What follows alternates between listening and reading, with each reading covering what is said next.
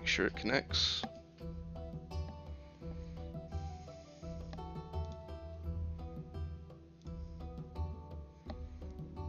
Connecto.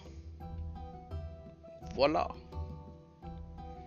And I believe we're live. Yep, live. Very nice. Go back to stream health. I don't need to see analytics. I just need to see stream health. I can look at analytics afterwards.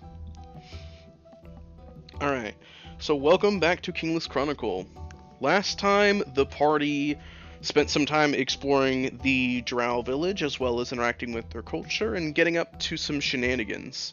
Gildos had spent some time with the workshop owner and crafted something for Ophelia. Let's see, DeLon went to the schoolhouse and learned quite a bit of the Drow culture as well as how things work. He had a very civil debate with the Drow headmistress of the school, essentially about how things work. And then afterwards, they turned into the lodge, discussed theories, and then spent some time at the bar counter just having a few drinks with everyone else. This session, we're going to start off with Bub, though. So, because we have the player for Bub back. So with that, I can start off with Bub's experience. So Bub, when you went to bed that evening, currently 2 days ago, or roughly 2 days ago at that time, you wandered into your bedroom. You heard that the doors were, if they're open, you can walk in. If they're closed, do not disturb. Essentially, don't bother knocking. Nobody will answer. And you found a room, and I imagine you made yourself comfortable. They actually didn't have a bed. They just had like hammocks, which if you got into one, would flip you over and kind of wrap around you with a cocoon and hold you upside down. So Bub would have found a way to make himself comfortable, which I imagine Bub could do. Yeah. But as you lay down to sleep, give me one moment. Swap off this song.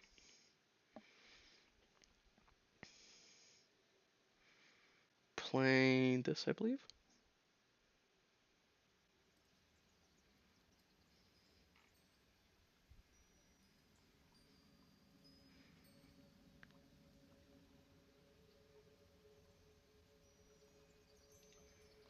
So Bub, as you're asleep, you sleep for some time. Eventually, you awaken, and you awaken because you feel something wet drop on your forehead.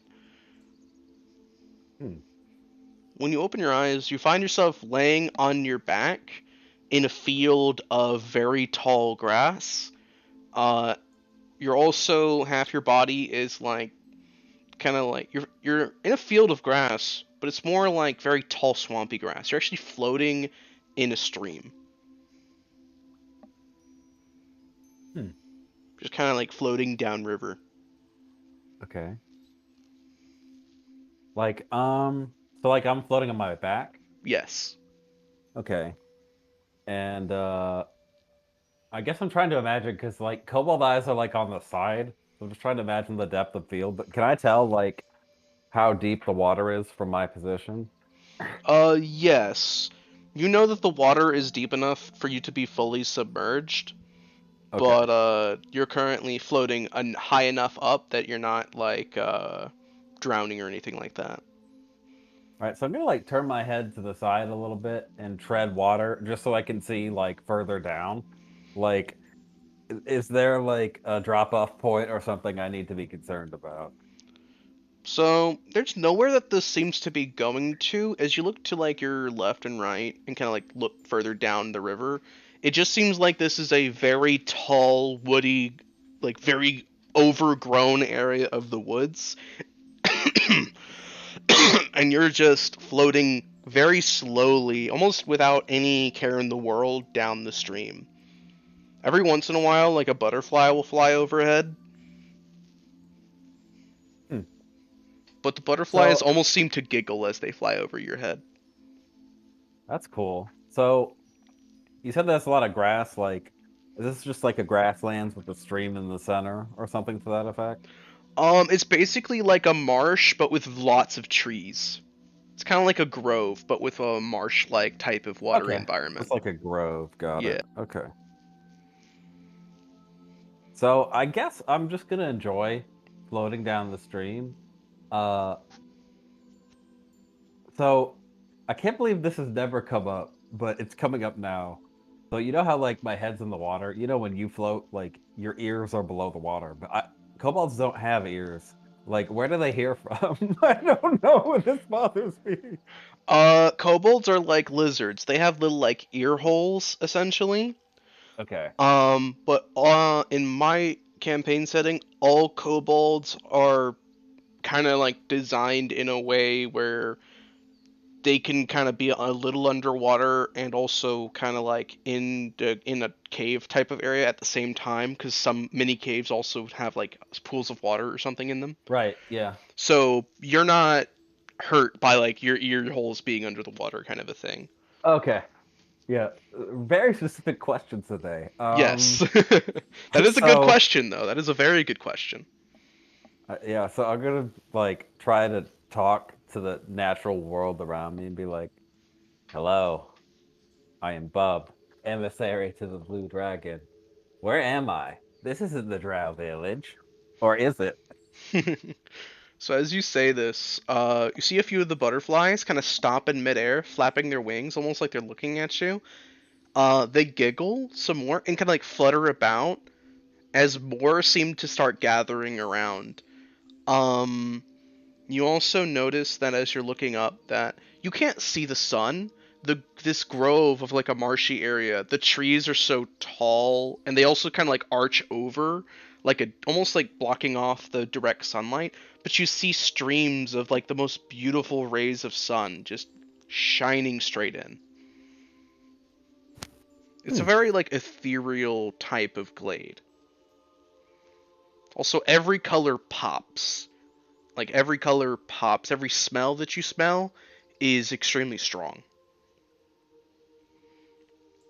But as Yeah. these butterflies begin to kind of like giggle and flutter about and gather around you, eventually you notice that they kind of like land on you, and one butterfly lands right on your nose. And at this point, you can see that these are not butterflies. Well, they are, but they're not like normal butterflies. These butterflies have like a almost humanoid looking form. But while they're flying, they're so small you wouldn't be able to see unless they stop moving. Hmm. One is standing on the tip of your snout, and it smiles at you. You are in the heart of the forest, traveler.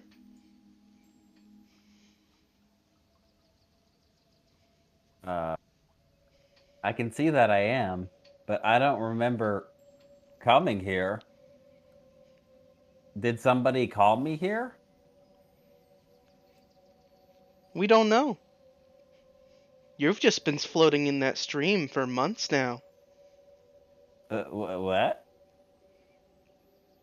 Honestly, we thought you were just having a wonderful time snoozing and drifting through life. But a month? That's a really, really, really long time. Months! The butterfly character creature holds up a finger. How many months? Like looking alarmed. Uh. Like he's actually gonna almost like think because he's so alarmed and moving, but then he remembers, okay, okay, gotta float, gotta float, and I just chill instead. So, as you just say, like, how many months? The butterfly just kind of like taps its chin, thinking, and it just keeps thinking for a very long time before just shrugging with the most airheaded look on its face. Don't know. Just been several. Yeah, so Bub's like gonna go uncharacteristically quiet and still as he tries to like maintain calm. You know, he is the conduit of nature. Calm, so calm. Like he's really mulling over the problem. My description took so long that I forgot what I was gonna say. Um, the bum's gonna say, "Okay, I choose to believe that I'm here for a reason." And he Then you are says, here for a reason. "Wonderful. Why are you Let's here? see. Well, I just came to the Drow village and I had a conversation. Bub would know her name. I have forgotten it. Of the young druid girl. Uluru. Uluru, of course. How could I forget that? That's such a memorable name. That's actually like that's almost my naming sense there. Um, and I said, I met Uluru the druid, and we talked in the Drow village, and now I'm here. You see as the butterfly floats her wings, or its wings, up from your snout, and it just hovers. It starts beating and hovering with like a frantic vibration. You see its arms flail out from either side as it gets really close to your eyes, and it just says, Uluru sent you here? I don't know. I woke up and I was here. I'd say that's the most likely thing. Unless Bubba's become so incredibly powerful that he can travel the planes in his dreams, which is also a possibility. You see as like several of the little butterflies that have like been flying around or have been standing on you, like you notice that they've left you when you said Uluru. The only one left is just hovering like right above your face. If Uluru sent you, then I must bring you. You see as this butterfly grabs one of your horns on your head and starts like tugging on it while trying to pull you down the stream. Ow. Okay. Where are we going? Further in, to the heart of the forest, you must meet. As the fairy just kind of like starts batting its wings really hard, you notice that you're not going any faster, but the little creature is trying. Little butterfly creature is trying. Fairy-like butterfly creature.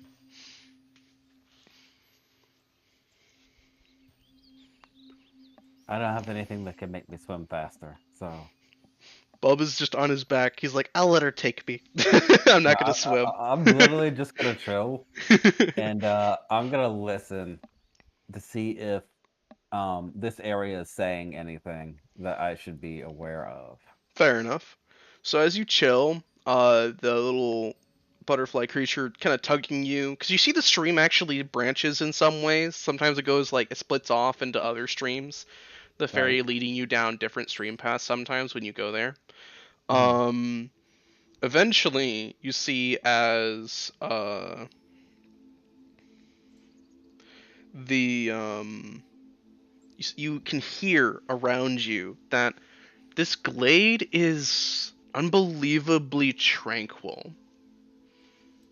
Eventually, as you're drifting, you see to your right there's a lizard folk that's just kind of like sitting on a stump, and it's sharpening a spear, like trying to make a spear. The lizard folk looks vaguely familiar to you. Hmm.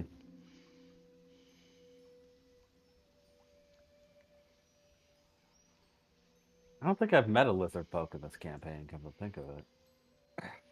You never met one, but you walked past one once. And how far away is he from me? Um, he's just kind of like about 20, like maybe 15 or 20 feet to your Okay, so left he or could something. hear me from here. Okay. Yeah. So I'll be like, hello? The lizard folk looks up and blinks, and suddenly he just like drops what he's doing and starts like walking into the stream to get closer to you. So at this point I'm gonna like, I've been floating on my back, and so I'm gonna do like a little flip forward so that I'm treading water. I assume I can swim. Yes, yes. Everyone does have a swim speed, but not like it's basically like It's like half. half It's your like half regular your speed. walking Yeah. speed. Yeah, Okay. Easy to unless you remember have like a then. actual swim speed, Mhm. then you can swim like normal or however much that is, kind of a thing. But as you stand up, you notice that this lizard folk, you kind of come up to like his waist, kind of a thing. He stops in front of you, reaches down, picks you up, and holds you up, and so you're at eye level. Where is he? Where is him? How get here? How will you get here? Who are you? Uh, so Bub, like, there's a bunch of questions, so he gets a little overwhelmed. He says, "I am Bub. I don't know who sent me. I was hoping you could tell me that." Ah! He doesn't know. It knows name. Bob. You Bob. I don't know. I'm He don't know where he is. He starts like looking around frantically, still holding you with his hands. Well, before I came here, I was at a drow village, Dale and I Village. met Yeah. I met a druid named Unalu. I think she might have sent me here. Uluru? Where is she? She will pay for this. What is this? You see, as the pixie does sudden, or the fairy-like creature suddenly like stops pulling on your horn and takes a step onto it and crosses its arms underneath his chest as its wings kind of beat irritatingly. Put Bub down. I am taking Bub. Go away. No, you go away. You are interrupting important business. Yeah, so I just look at the lizard folk and I go, and I just think about like DeLong and like, what would he say in this situation? So Bub, like, he crosses his arms and is like, I have told you my name. It is only polite that you tell me yours. Otherwise, it's improper. Hmm. Small little blue creature is awfully arrogant. I like that. Somebody appreciates me finally. You see as he holds you with one arm, essentially like kind of like holding you under his arm as he puts one hand on his chest. I he is falling rocks. Is it flowing rocks or folding rocks? Falling rocks, essentially. Falling rocks. Oh God, he's probably a powerful person.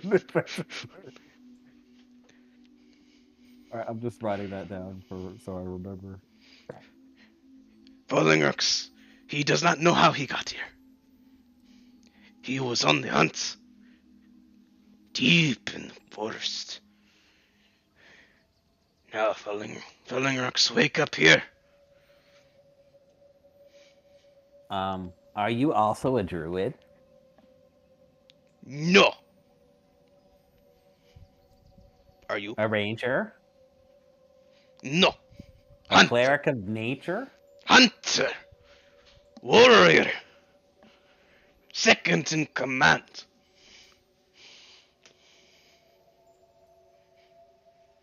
Who's your boss? We called shaman.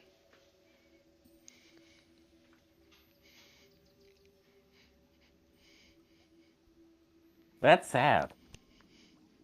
It My boss is is. the strongest and the smartest and the wisest, the blue dragon. Ah! He's a dragon.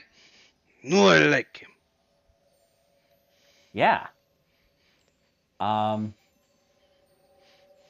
I can put in a good word if you want. Do so. He then, Well, like, grabs your arm and places you back in the water, essentially, so you're on your feet. Which you notice that he can stand on this part of the bank, but you kind of, like, have to float. okay. And I say, well, if we're both stuck here, then maybe if we go to the center, we can find out why we're stuck here. Maybe. Falling Rocks does not wish to wander. Creatures in far woods, flying creatures, weird creatures that turn, not see, but can smell. Creatures like this, as he just like jabs a clawed finger towards the pixie creature. They're so friendly, though. Those who friendly have something to hide. I don't have anything to hide and I'm friendly. Wrong! You're arrogant! But I'm not hiding that. Exactly! But that's a contradiction. No! Those who know and speak what they mean are honest, but those who are friendly are liars. Hmm. Bubba's actually gonna think about that for a second. Well, okay. And he says, well, all we have to do is ride the stream. I bet we'll make it. And if anything gets in our way, Bub is very powerful. Good. Falling Rocks is powerful too. Oh, I hope you're as strong as your name suggests. Very strong name. Strongest warrior in village. As he puts his hands on his hips and puffs out his scaled chest.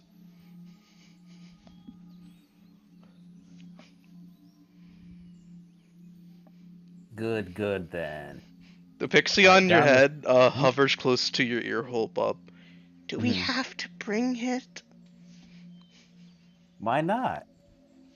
He has tried to eat us multiple times. Well, if he's been here for months, then that means he gets hungry. Unless he was really fat, then you don't need food. No, he has food. Fruits, vegetables, anything. Mushrooms, you name it. I thought lizard men only ate meat. Out of game. I thought they only ate meat and were carnivores. They are carnivores. Okay, all right, just making sure.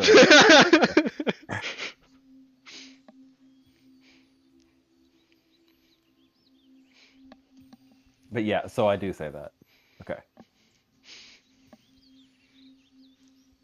He still tries to eat us. He has been rude to us multiple times. He takes from the land and turns it into sharp stabbing objects. Why do Hmm. you travel with buzzing, annoying insects? They don't taste good. I don't know. It's clearly female. I'm gonna say she's my guide though. When nature gives you a guide, you have to listen to it. That's part of the job. Eh. Falling Rock's guide himself.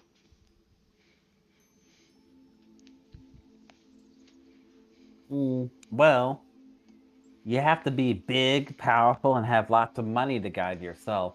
Otherwise, you gotta find a guy who's bigger than you and do jobs. Falling Rocks find guy bigger than him. Falling Rocks kill him. Falling Rocks also have many colorful rocks and very warm furs. Falling Rocks is also very strong. Hmm. But what do you do if you run into a bigger guy who's too big?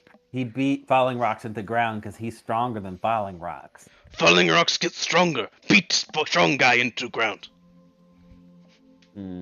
Well, it does take time to get stronger, though. Like, I don't know. I've been thinking, like, what if I hypothetically were to fight one of the other dragons? It would take a long time for me to get stronger to beat a dragon. It's almost like an impossible thought. Hey, you're simply not willing to put in effort. Get stronger. Kill dragon. Well, Bub doesn't have a choice. Bub must get real strong because otherwise everyone else will die and suffer. Falling Rocks understand. If Falling Rocks wish to be war chief, Falling Rocks need to conquer other tribes. Yeah, that's what war chiefs do. Say it just from his experience with Gildas. Exactly. He suddenly looks up and like sniffs around. This place is changing again. As he says this, Bub, you feel the world around you change. It's hard to describe, but as a druid, you quite literally feel as the greenery and all of the wildlife in the area leave, like they just disappeared, like they were never here to begin with, and then some different wildlife just appeared where the other ones were. Huh. The water, there's no longer water beneath your feet. It's now grass. Very, very tall wooded grass. The kind that like Pokemon would hide in, if you will. Hmm. Um Also the trees have gotten even taller.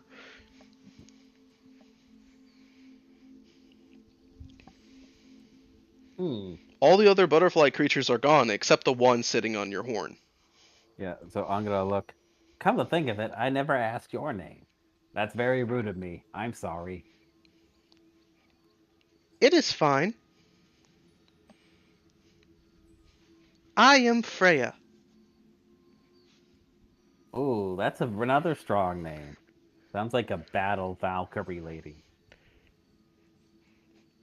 So I have been told. Freya was once a mighty warrior, so I heard. I was given this name by. Oh, I can't say that. Why not? Not my place. But you'll meet them soon. That If means we you're go back working on under a course. big, strong guy. Yes, the strongest. Protector of all sorts. Stronger than the blue dragon? I find that hard to believe. Very strong. I'd like to meet this strong guy. Okay.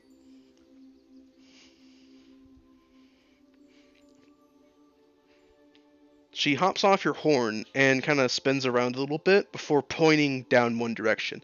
This way. You notice it's the opposite direction you were going before, but the whole environment's also different, so. Yeah, so Bub just would be like, "K," and just follow her, like completely trusting her. Falling Rocks leans down to your level, Bub. You think she's leading us in circles? Well, why'd everything change then? It does that. Does it? Yes. I've been Hmm. here for a while. Every so often, this whole place changes. I can smell it. Well, maybe I'm here to help you get out. Hmm. That I would be guide nice. people outside and through forests all the time.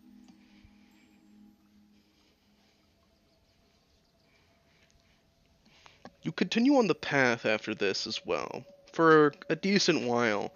Eventually, you notice that the trees have gotten even taller. You can no longer see the tops. And you notice that the tall grass has turned into very thick, kind of like brambles and underbrush. The whole woods is getting both. It's getting both mistier, like the air is getting misty and hard to see through, but not fully. It's almost like a solid mist or smoke in the air. Like if you were to take about 10 feet away from each other, you'd lose sight of each other for good. But Hmm. while staying within 5 feet of each other, you could see each other. But it's hard to see. It's hard to see even 5 feet in front of you. But your guide Freya is leading you here with no difficulty. Though, Bob, Hmm. as a druid, you can also feel that in this area, in the mist, there's all sorts of creatures. Hmm. An almost innumerable amount of creatures. Best stick together. We Hmm. need to follow her, or else we're gonna get eaten. Yes, Falling Rock's instincts telling him he is small fish in very, very big pond. Yeah, I feel like that all the time. I'm one very small kobold in all of nature. We change that if we get out. Well, maybe one day I get to be a big blue dragon. Ha! Like it. Maybe one day I become giant T-Rex. That's not how that works. What's this? Biology. I If don't even know kobold if that can would be the become same dragon, thing. lizard folk come T-Rex. But dragons are special. T-Rex are cool. I am I wearing my gear? You are. Yeah, so I'm gonna show him my headdress and be like, Bob has bested a T-Rex in battle. Then Bob is very powerful. Yes, Bob is very powerful, and the T-Rex helps me a lot. Good. We will need Bob's power. Freya speaks up while leading you through. You notice that she seems to become very hard to see in this smog, but you see a glow wherever she is. Keep following this. Just follow my light. We're almost there. Okay. Eventually, you notice that you start kind of like stepping in puddles. The fog is so dense you can't even see directly in front of your face. You can only see the dull glow of Freya in the distance. She makes a point to stay where you can see her, though, and eventually you take a step through the fog, and with a blinding, almost shimmering radiance, your vision is cut off as you step out of the fog, and then magically, as you blink, your eyes slowly adjust. You're in a incredibly bright, but at the same time dark place. This area is impossibly bright, but it's almost as if it's not actually this bright. It just feels this way to you, Bub. It's hard to look directly in front of what is currently suspended in the air. Hmm.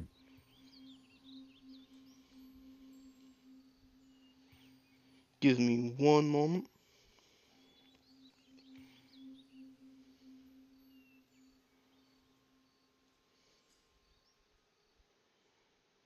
Trying to find something.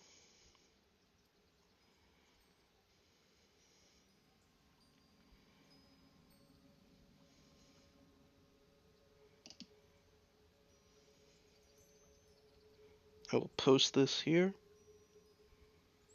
There you go. Whoa.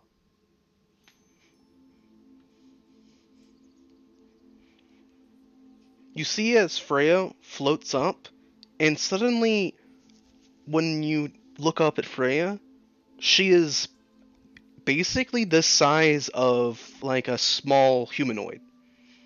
She has wings on her back, and she still looks like a butterfly creature. As you look around, you can also see creatures almost materialize in thin air. You see like a weird snake that has 4 legs. You see like a beetle creature with 8 heads. You Hmm. also notice that a turtle is just in the water, but as it rises out, it's a turtle with spider legs. Like this whole place is just weird. Hmm. Freya turns to you, then does a bow towards this thing suspended. I have brought them to you. This floating thing gives a red glow, and you see a tail flick from above it. Someone's sitting on top of it. Eventually, the tail flicks some more, and somebody pokes their head over. A single red eye widens, and this person disappears from view, ducking unbelievably fast back behind where you can't see them. And then you hear some scrambling, and then somebody walks from out of the fog towards you. It's Uluru.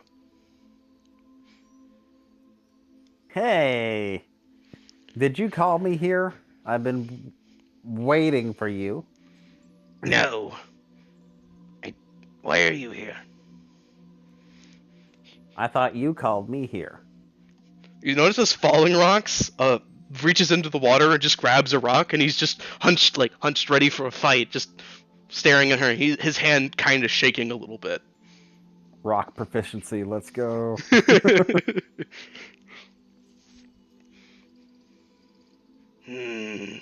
If you are here, then Heart of Forests wants to speak to you.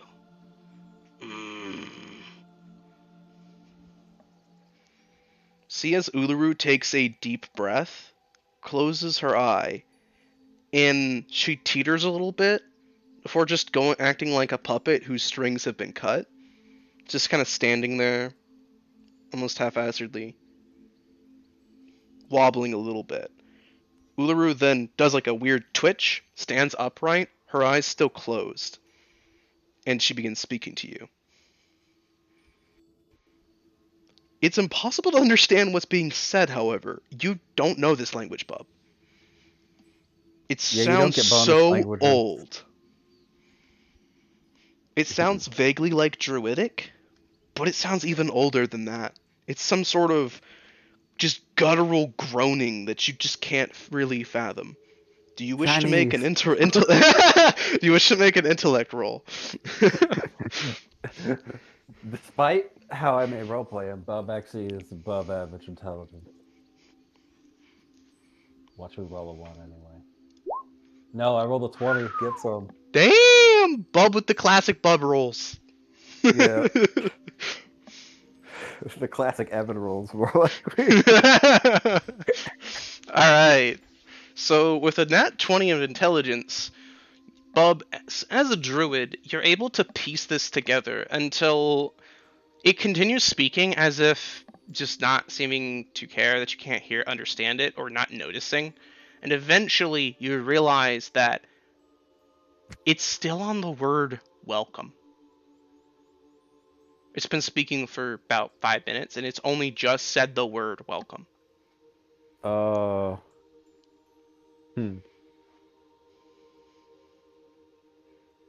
You know that it is speaking primordial to you, Bub. Oh, okay, yeah, that is a D&D language. Yeah, so I'm gonna say, oh, Rocks, this is gonna take a while. It's speaking primordial, but it's really old.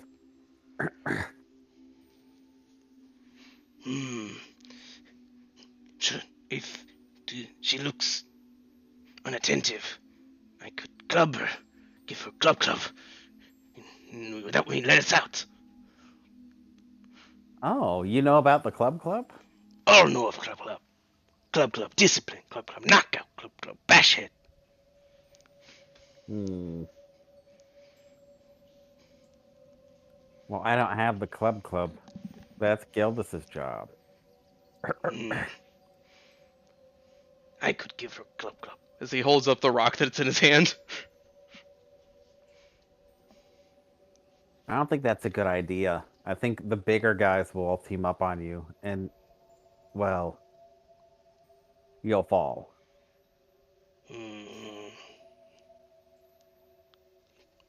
Then I will wait. This one, he will wait. As you've been having this conversation, Bub, the primordial has said, "To my home." Full in context, welcome to my home. Yeah, so I'd like to use my nature communication ability to see if I can listen closer to try to get a better feel about what this area is in the interim. You may roll nature, yes. Most other people would have to roll arcana, but you are a druid. You get to roll nature. All right, 15. That's a bad roll for me. Bub is a druid. He gets advantage in this area, actually. Okay, so that's a 22. Yes. Alright. So with the 22, Bub, so you're feeling around, still listening to what this creature is saying to you. You feel that this place is just... It has uncountable amounts of wildlife in it. It is both at the same time small and feels like it goes on forever. This place has a very Fey-like quality to it. Hmm. Would I be able to deduce that it's the Feywild or something similar? You could come to that conclusion. You may not know in your like your gut if it's true, but it wouldn't be a stretch to you in character, I would say. Okay. While you've also So, been feeling out, after it finishes and you notice Uluru's mouth just closed, it's just been hanging open as it just made like deep noises essentially. mhm. Uh, After it closes, you hear the last few words, "The heart of the forest. Welcome to my home, the heart of the forest." The heart of the forest. So I just think about the so there was a time where we were in the Wood Elf village and there was some talk about that, I think. There was.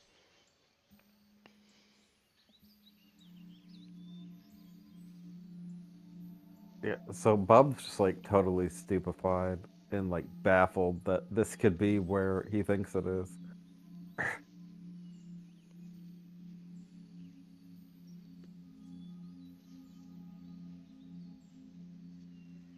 So I'm gonna look over to Freya and say, uh, what does the heart of the forest need me for? He says like totally nervous. Freya just gives a very like ditzy shrug. No idea.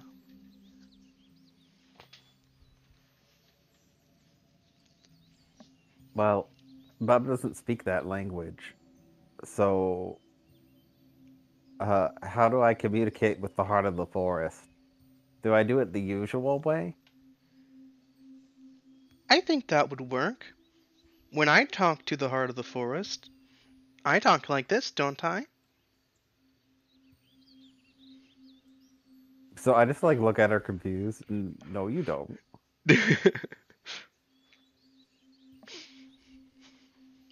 All right, well, let's see if I can speak parcel tongue. Let's go for it.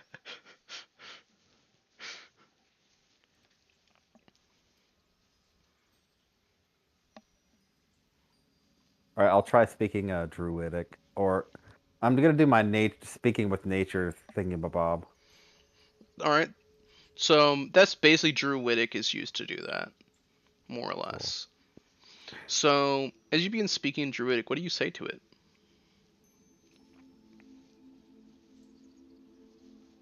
Uh, Hello, I am Bub, emissary to the Blue Dragon, and you're the humble servant of nature.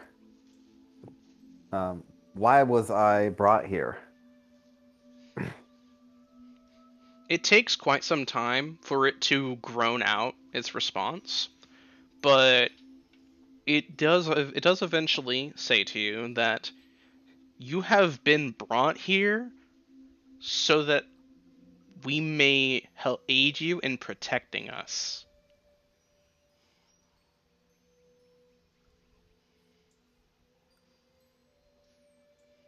Yeah, so Bub nods in understanding.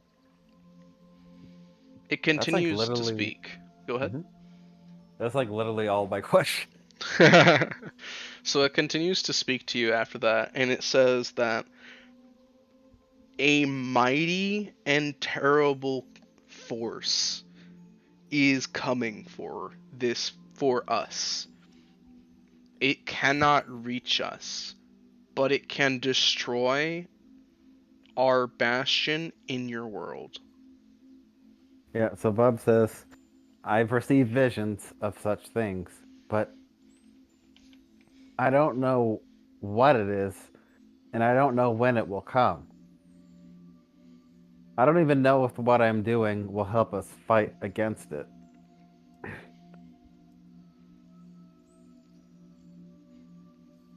To know whether it will help or not is not for you.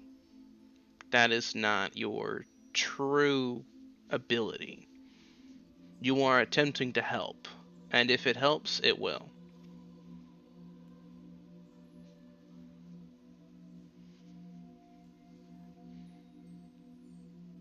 Okay. Then how will you assist me? This creature here, known as Freya, has been very helpful to you thus far. We acknowledge its aid, and we wish to gift you Freya.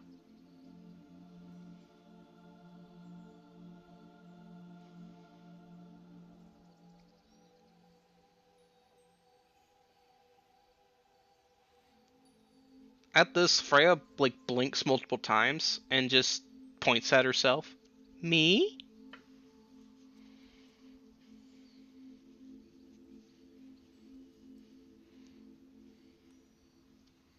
To which it responds, yes. It then continues to speak to you, Bub, and it says that along with this guide to aid you in your traveling and your quest, we wish to give you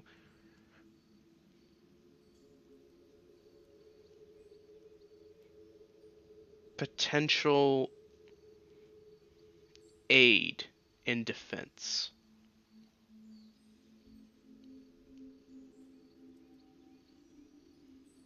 We have one desire: to remain living, to protect ourselves and all that we protect.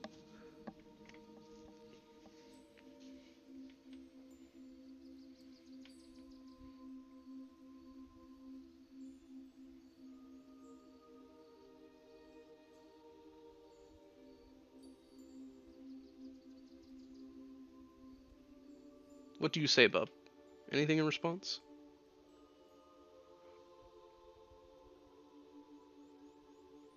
All right. I I'm sure you already know that I'm willing to do whatever is needed to protect nature and, well, to protect my world.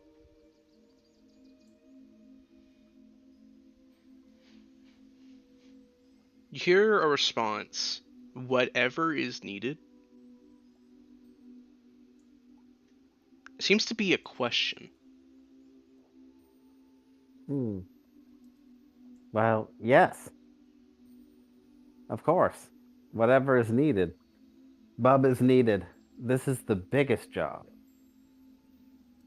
I must complete it because otherwise there won't be any others. There seems to be a bit of a stewing before finally you hear a single question. Will you taste of the moon then?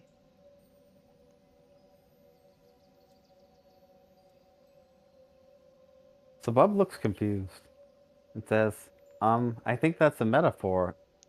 The moon isn't edible, is it?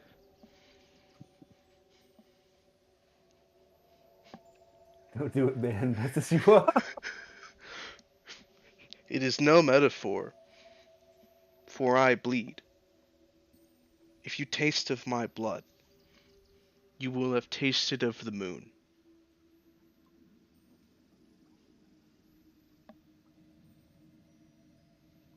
So Bub is confused, and he says, "Whatever is necessary." Like really kind of creepily, but hey, neutrality, baby. So, you see as Uluru, the still kind of clearly possessed form, walks over to you and gently takes your hand, guides you closer to the heart hovering here. She pulls you directly under it and points upwards and makes like a opening mouth gesture.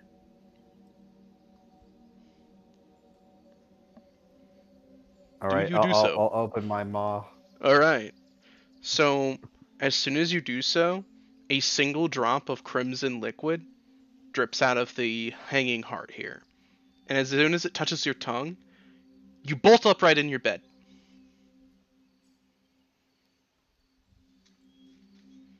Freaky. Oh no, what about my friend? No. As you kind of look around curiously, wondering if Freya is there or like falling rocks.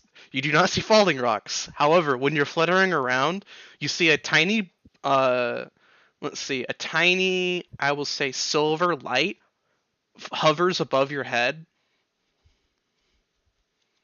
It is almost the size of a gnat, but it glows surprisingly bright for a silver tiny light.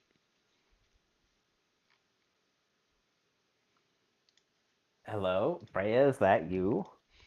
It blinks multiple times and lands on your shoulder.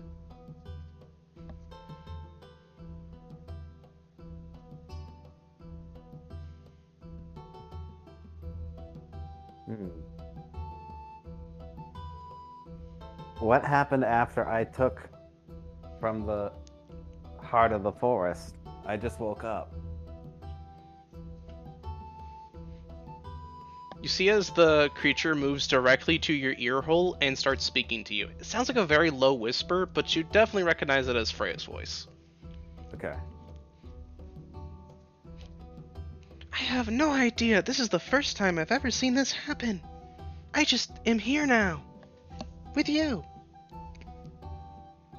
Well, that's good.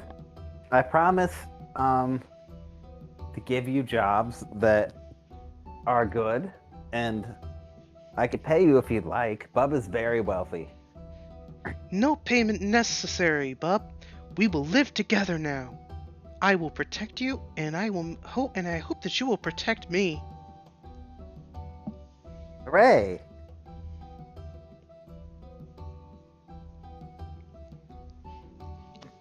Hooray!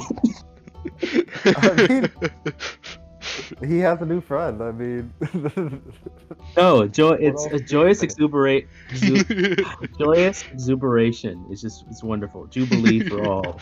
Yeah, I like to Hooray! press the Z button to Z target most things in the room.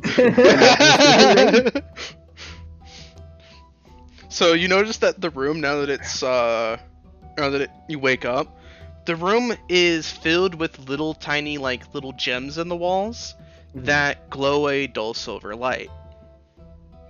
You also notice that there's no lights on in the room, but it feels like it's bright enough as if it would be.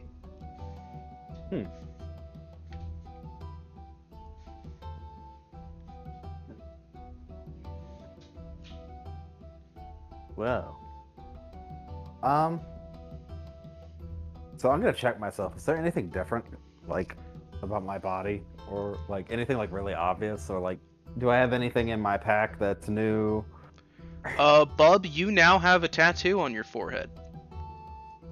Oh, I guess I'd see that in the mirror because no way I can see what's on my forehead. Yeah, What as you is look it? in the mirror, it looks like an upside down crescent moon. Okay.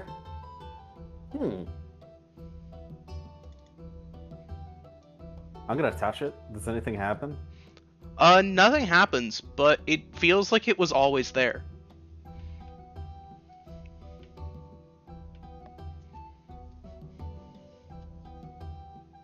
So I'm just gonna like sit there and process that for a second, and then I'm gonna say, "All right, Freya, let me introduce you to my friends."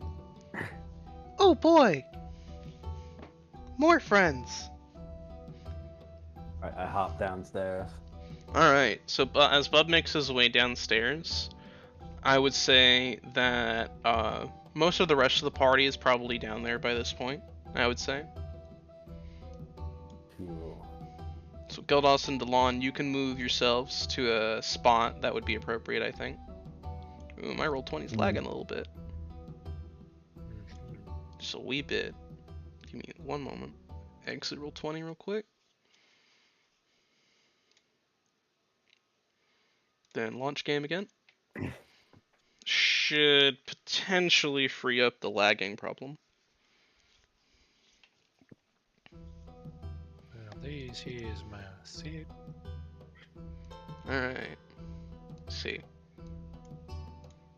Fixed it a little bit. Alright. So, Bub, when you, I will say, when you leave your bedroom while you're heading down the hallway, you see as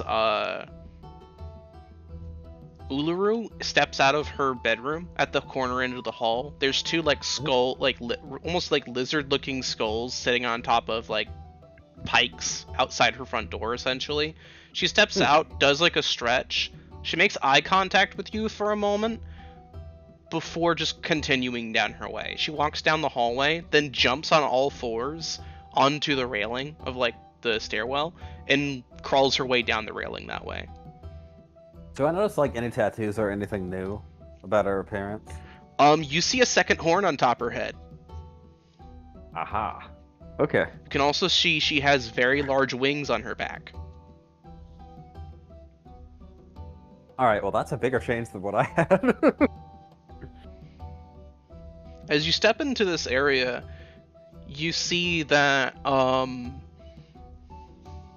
you see almost like, so as you look around the room, Bub, you see that all of the Drow inhabitants, like this one and the Matriarch and Patriarch and the official, who's also over here, seem to have an almost silvery shimmerous nature to them. Like they almost seem to just have an ethereal silverness on them. They just give off a moonlight glow to you now. Mm-hmm. Though as you look at this man here, the barkeep and the seer, you for a moment blink because you swear you see like him standing there polishing a glass, and as you look past him, it looks like an endless hall of other men doing the exact same thing behind him. It's like one of those infinite mirror tricks. It's very confusing to look at. Huh. But you notice you don't see it unless you focus. Well, I'm gonna have to talk to that guy because that's scary. Too bad when you were there last week when you dropped the bomb too.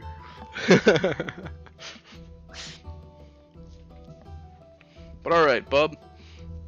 You also see your friends sitting at the table. Ophelia is wearing what looks like a mantle of some sort. And it looks like it's I believe it's got star metal in it, I believe. Yeah, star metal and obsidian and the ebony. Yeah. So the ebony star mantle is what she's currently wearing, which is a magic item that Gildos forged last session. Mm-hmm. Sweet. Okay. Alright, so zoom. Alright. I'm gonna run up and hop on the table and just say, everyone, I have an announcement to make. Yorm bolts upright, his face having been on the table, and he just looks at you. Bob!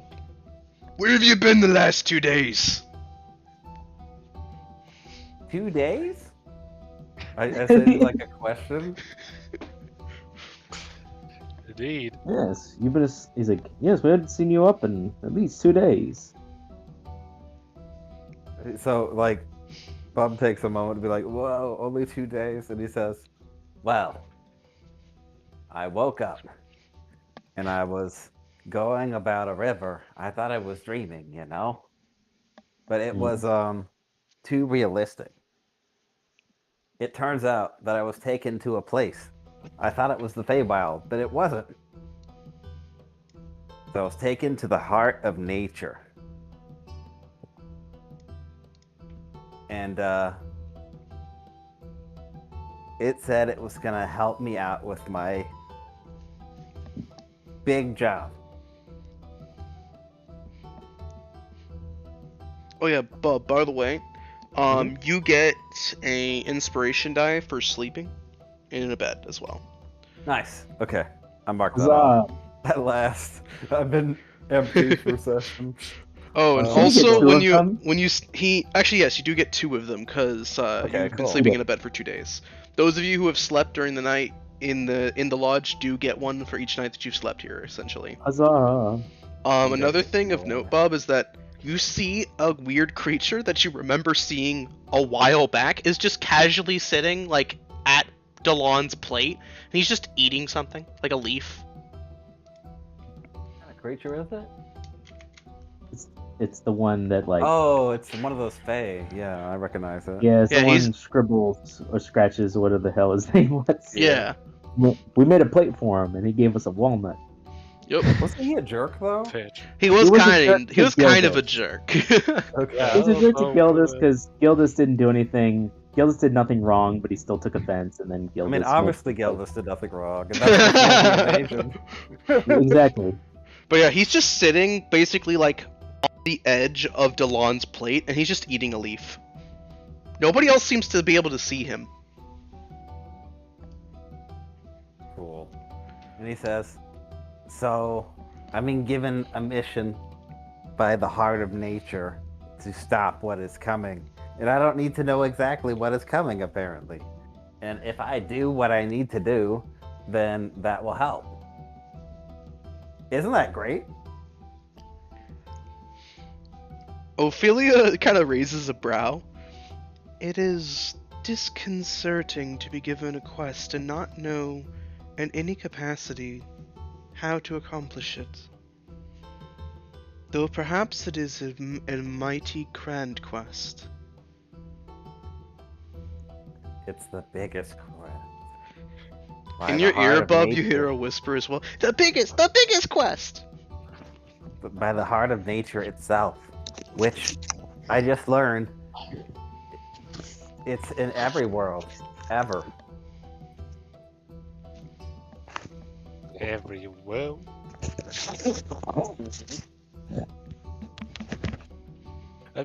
Why would you say that so matter of factly that I'll help put questions? What else is there? Besides, Well, I don't know. I mean, I'm gonna have to open up that lore thing. And he says, well, basically, like, you know, like an onion? uh-huh. Well, imagine if that onion, like, instead of being round and fat, like, went up and down. Basically, everything is like layers of that. And it keeps going up and up. And the higher you go, the bigger and older you are. The harder you cry. Yeah. Uh-huh.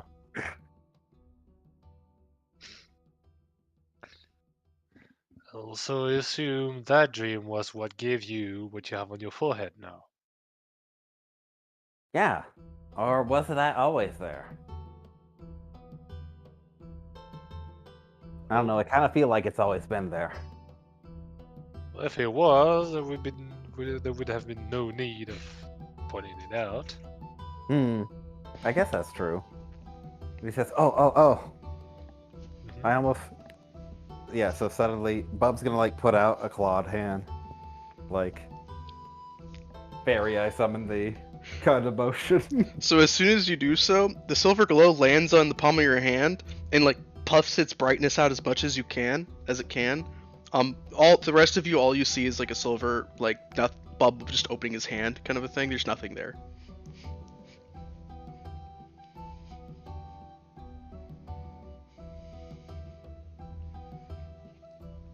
They don't see anything? They do not.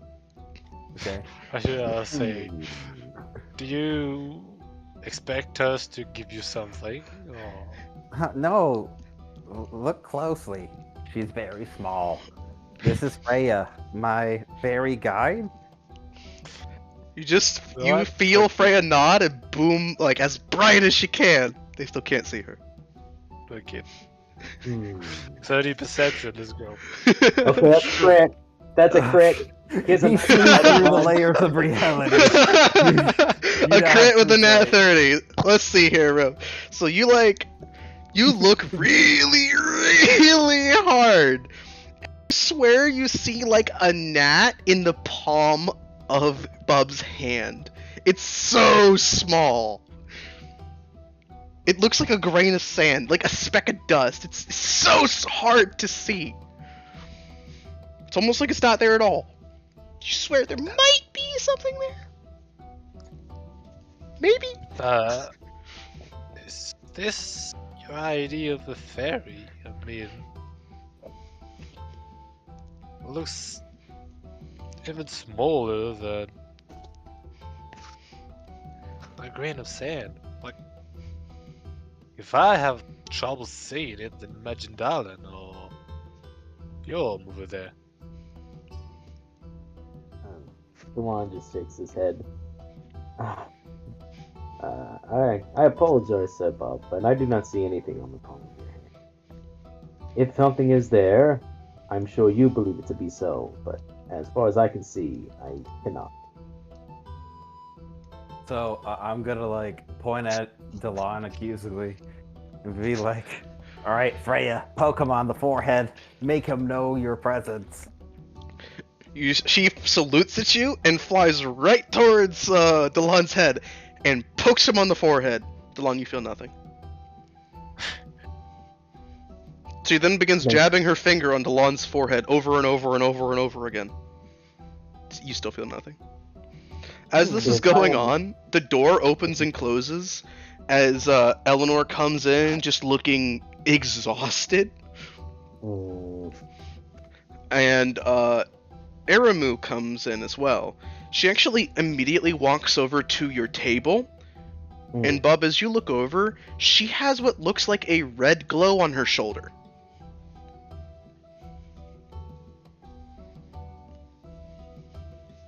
Yeah, so you know, Bub does that thing where you breathe in and you're excited, but you have to hold in your excitement. Like that. Sorry about this. Eleanor, you can call off for the day. This should be the end of it. I would train you more, but something has come to my attention at this very moment. Goody, I'm gonna go sit down. How do we even do all that in 3 hours? I appreciate her having low HP. That's a nice lore That means detail. she tripped. She is a wizard after all. Magical user.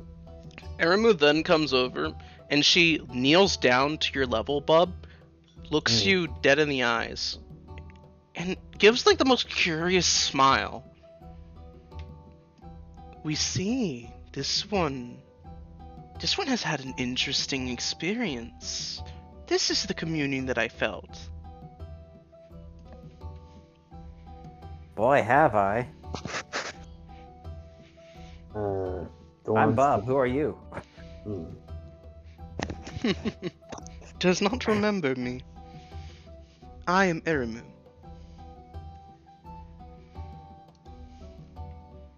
Hello. And then I'm gonna look at her friend and say hello. The red glow grows brighter, and you hear a rather loud "Hello!"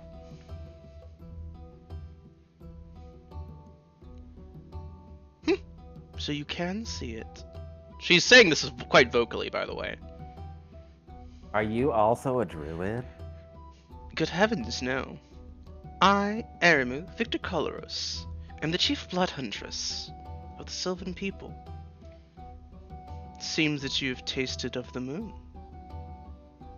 That's right. How did you know? Fascinating. What? You did what now? Do one now? Absolutely fascinating. I imagine you'll be seeing Onis in the moonlight in no time. Onis are real? Oh, absolutely. Ask Eleanor about the invisible fire-breathing monsters she's been shooting all day. Ooh, that sounds fun. Evil creatures. Forgive me. Bob, you drank from the moon. Yeah, the core of nature is called the heart of the moon. I thought it was confusing as well. I didn't understand. This one that you call Bub has had a very intense spiritual experience. He meditated and was called upon, you see. And now he no longer travels alone. He's been gifted.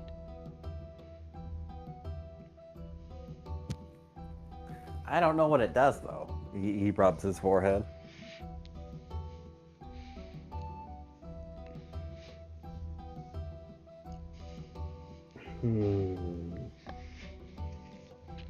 I can't say I completely understand this process, but it is not entirely unheard of for druids to experience some sort of spiritual experience. Or so I'm told. I've never couldn't imagine what an experience like that would be. It is different for everyone.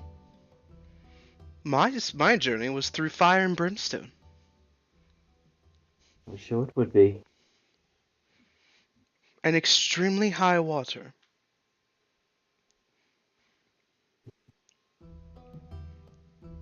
But as I said before, Sabab, if you believe that there are creatures out there that I cannot see, then I believe in you. Not all in this world can one see with their naked eye. That's what I've learned over my time. So, if you believe that you've been enlightened and move forward, I look forward to seeing that in reality. But congratulations are in order, then, if that's the case. Although I do find it strange that you were called upon in a dream. OBS is disconnected. It has reconnected. There we go. Yep, we're good. There we go.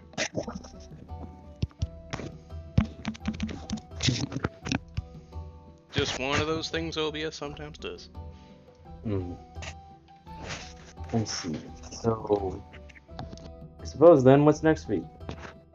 Since you've been up and about, you should probably get a look at the village then.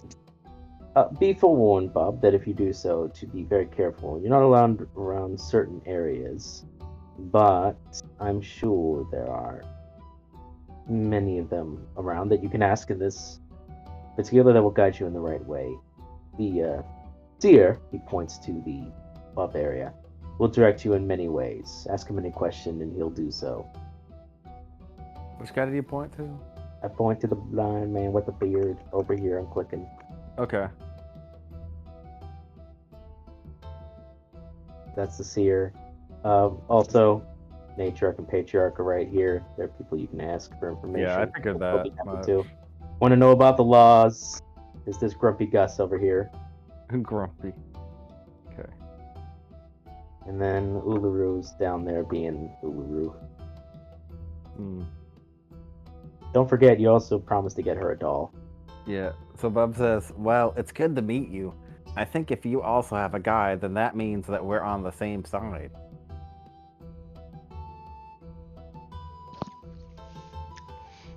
But Aramu actually nods at you with a rather confident smirk. Indeed we are, though usually the ones that I would call on my side are all women and my sisters. I cannot imagine I'll be calling you this. Yeah, that'd be weird. I'm male. She snaps her fingers. I have it now. You are our brother in arms. Hooray! May I see you this evening then? Of course. Excellent. Wait, what time is it? Oh, it is I've been morning. asleep for 2 days. Morning. Felt kind of like a few months, though. It's morning, dear boy. Time works differently there. Actually, Chad would be nice. I want to ask, should Bob see you before or after the rambling? She actually gives a rather mischievous smirk. Just before, not after.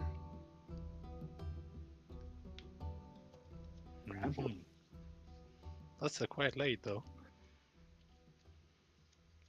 Dylan's like, what are you talking about?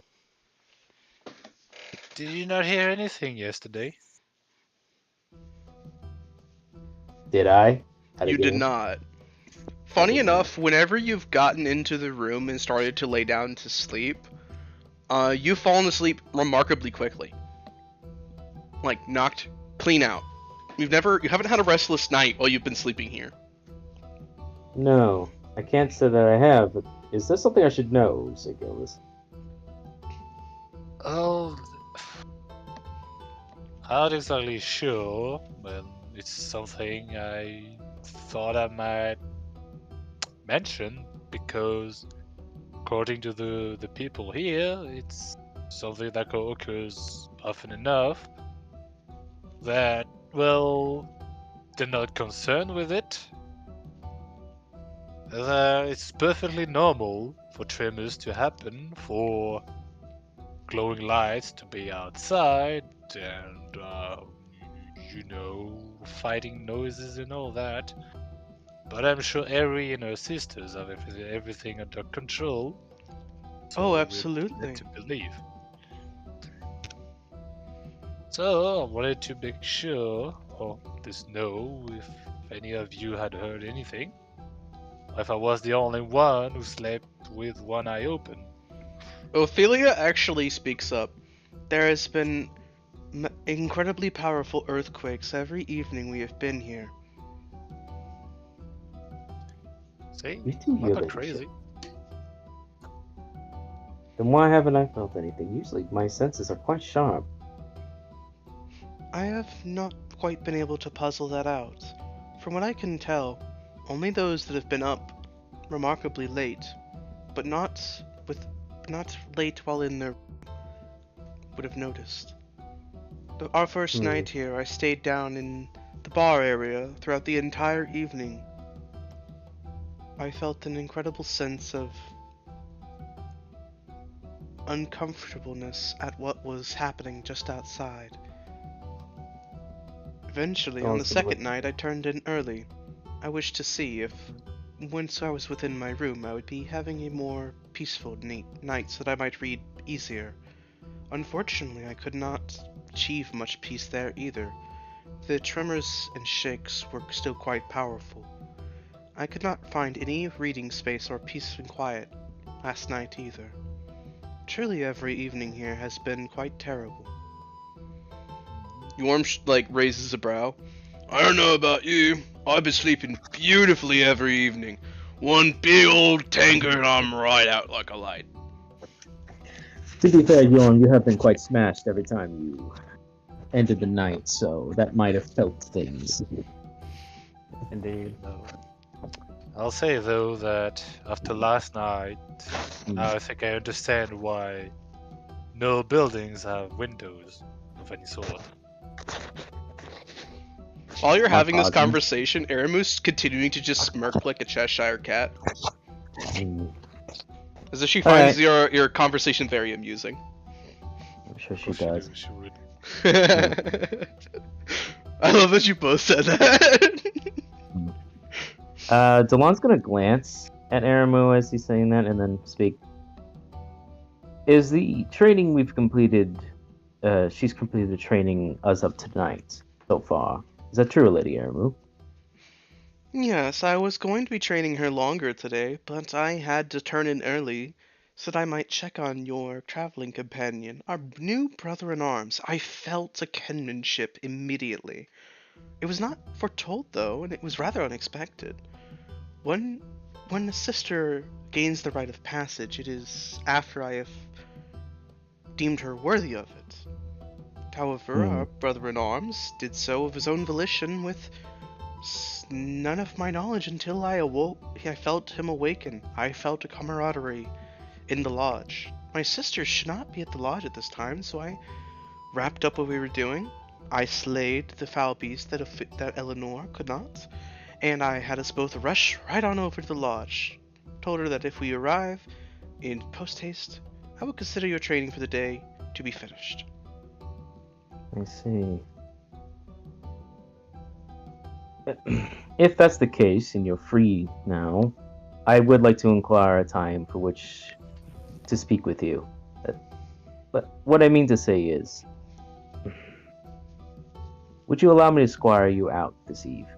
I wish to go to the marketplace, and I found that no trader has allowed me to do so at this time, aside from the metal workers. And there's certain items that I think would be interesting from perspective from yours. If, of course, you'd allow me the courtesy. Of course. I would be quite proud to be seen with you in the market square. Truly. Thank thee. In between time, I wish to speak. I will gather you in a little while. I have some things I must do before then, but I will meet you here then. In the meantime, he glances to Lady Eleanor. Lady Eleanor, please get some rest. You've more than well earned it. Is there anything in the marketplace that you wish for me to do so? I know you are probably exhausted at this time, but if there's anything important you would like me to pick it up, please do so before I leave. I'm put in a reservation at the workshop for something. Then I will make sure to see if it is ready to be picked up. It should be. I also, Understood. Don't forget, Yodas. I believe you wish to purchase something. I have not forgotten.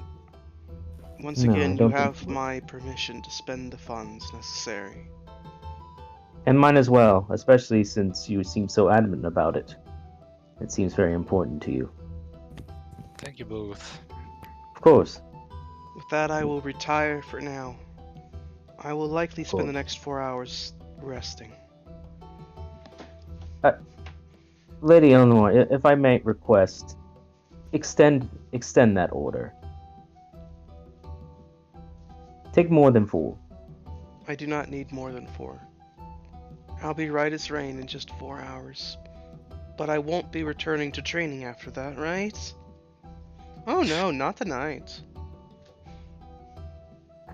What do you think I am? Some cruel, insufferable drill sergeant? Yes. ...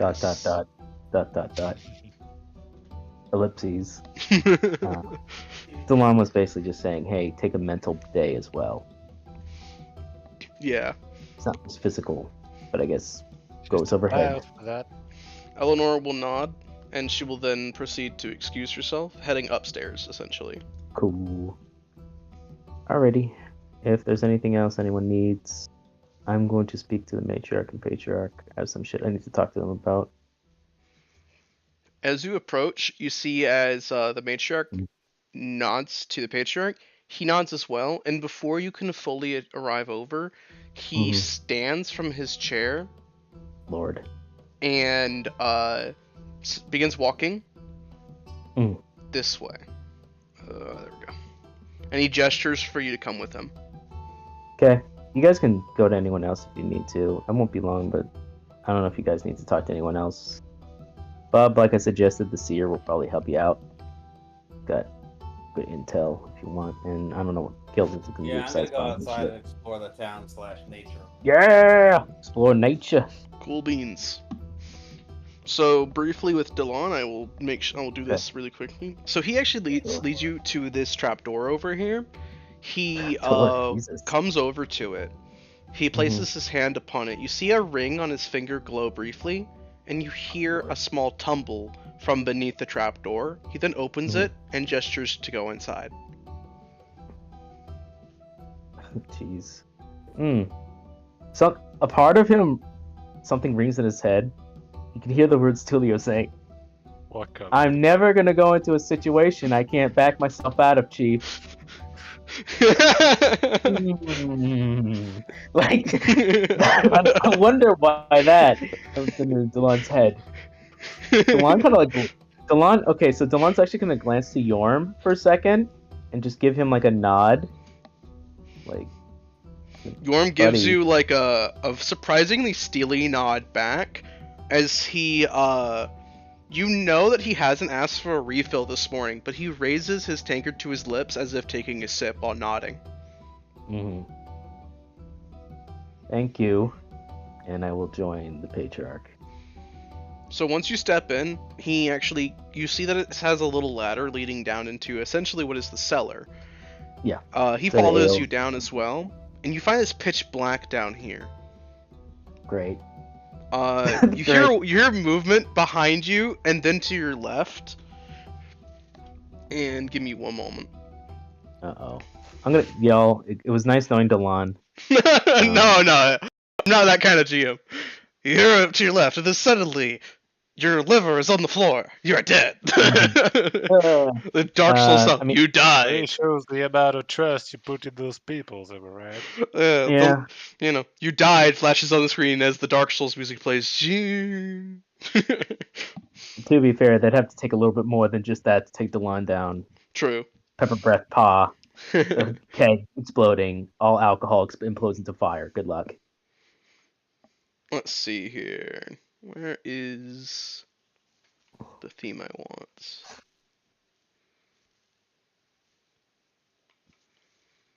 Think was this one? Oh no, the music. Oh, it's back. Okay.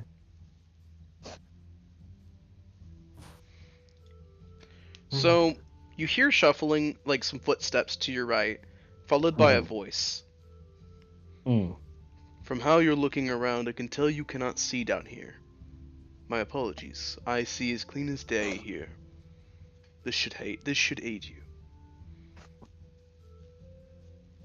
Like, is it light now, or at least As silver he light? says this, you hear two rocks bang together, followed by a sparking noise as a torch is lit. You see him holding it, but he's wearing a cloak before he lit it. Was he not wearing cloak before? He was, but it had like a high collar. It didn't cover his face. He was wearing like a robe more than anything. Now he's wearing a cloak over his robe as well, essentially.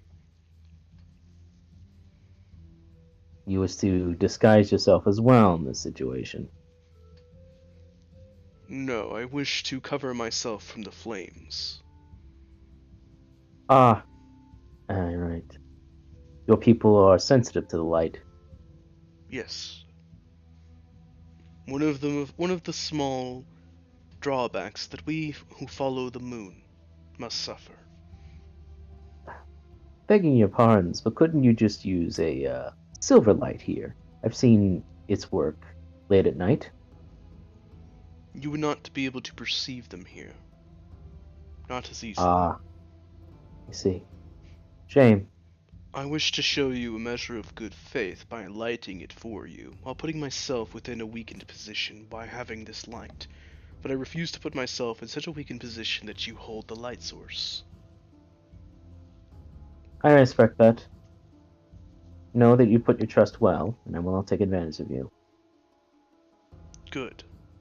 I do not intend to be taken advantage of again. I see. I apologize. Well, I'm sorry that you were at one point in time. One time not too long ago. And I am doubly sorry. In any case, yes, you wish to speak with me. I wish to speak with you on a few things, but I know you wish to speak with me personally a few nights ago. Yes. I did not wish to disturb your time enjoying the village and exploring, as I saw you doing so with such gusto, much to my enforcement's chagrin. Well, you cannot help me. It's a rare occasion to be find myself in such a situation, and well, this place is interesting. The people are strange, but not dissimilar to other elves, and there's a certain beauty here. I cannot deny, and I understand why you isolate yourselves here. I mean, I always respect you. I not understand your practices and may not even like all of them, but I do respect them. I acknowledge them at least. It's worth at least that.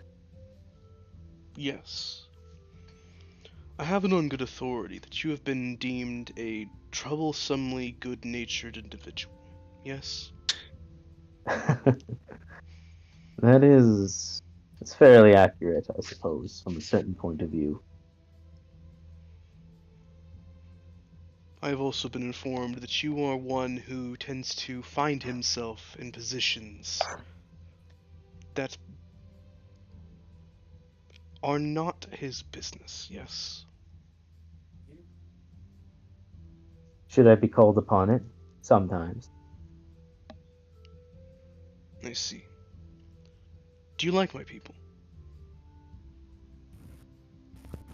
Dylan actually thinks for a moment. Truth be told, I've met very few of your people. It's hard to give a complete picture of it. But if I have to give an answer now and truly clear, I do not dislike them. Though I do find your culture, how do I say this without being rude? Cold.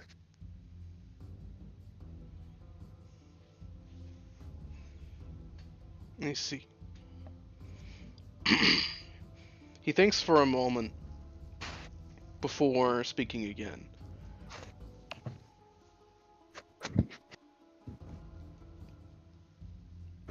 Then perhaps I might call on you as a representative of my people. I see. Based on your culture, from what I understand, this is quite the honor. And a stranger, no less. We Doubly so. believe that this is a situation that a stranger could handle more appropriately than ourselves.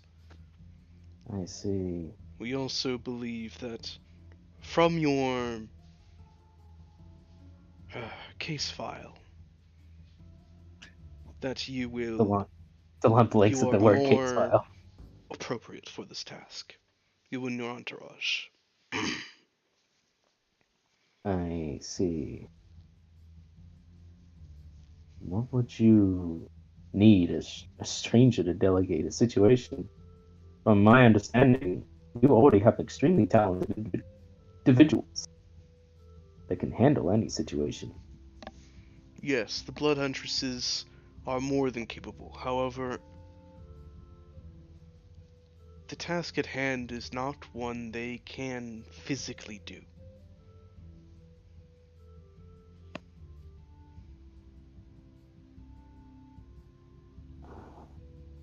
How is that?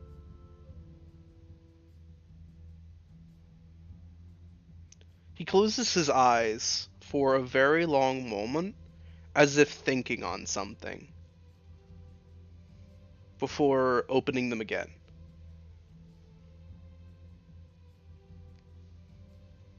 Before I continue further, I wish to inform you that the individuals in question are innocents, and we would like to keep them that way.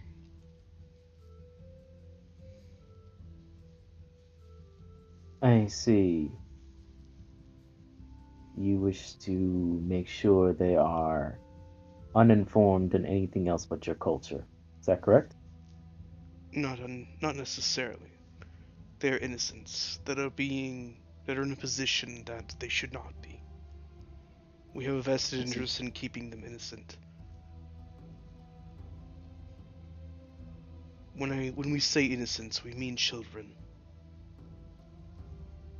Children in a dangerous place they should not be. That we Speak. currently cannot interfere in. Speak. There were robed individuals who came to our village at one point, not too long ago. They were here they traveled through a short time before your group did. Hmm. We extended them the same greeting. They were quite amicable. Alarmingly so. They fit into our culture remarkably well, as if they'd always been here. We made deals, we opened trades, and we also have been working with them for some time before they fully arrived. As such, if we wish to remain functioning as a village currently, we cannot directly slight them.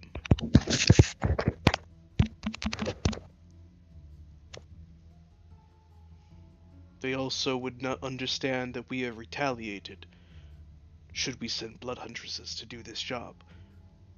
I, as the patriarch, cannot in good conscience extend such a quest towards my people. That would jeopardize the entire sake of my people. However, these are sons and daughters of the Sylvan people. Ones who have no stake in what is happening. They shouldn't even be there to begin with. They If I are may my speak on. children. I desire to have them returned to us. Is this. Forgive me. A few nights ago, I overheard you and the Lady Matriarch speaking on missing women. Is this similar to this? Yes, the missing women were the most recent development. Before then, they obtained several of our boys. My boys. I see. These robed figures you spoke of, the red robed, you believe them to be the source of this? They are the only anomaly within the area. Before they arrived, none of this had been happening. I see. You're right to be wary of them. They are not to be trifled with.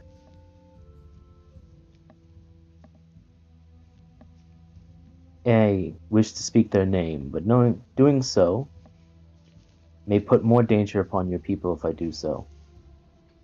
It is a difficult enemy. The more you know of them, the more they will grow harsher and stronger upon their attack, as they wish not to be spoken of. Before I do so, you must understand that. If you do, I will tell you all that I know. I do not require additional information. That is a conflict of interest. All that I require is to extend the request for aid to you, and to know that if harm should come to you, no aid will be returned, unfortunately. Not at this time. I see. I believe you foreigners refer to these operations as night ops.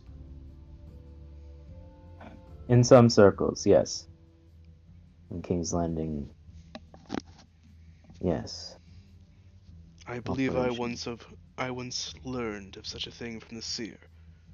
I believe the word was sting. Ace. Yes. Yes, that's one word for it. I wish to sting them. Will you aid me in stinging them?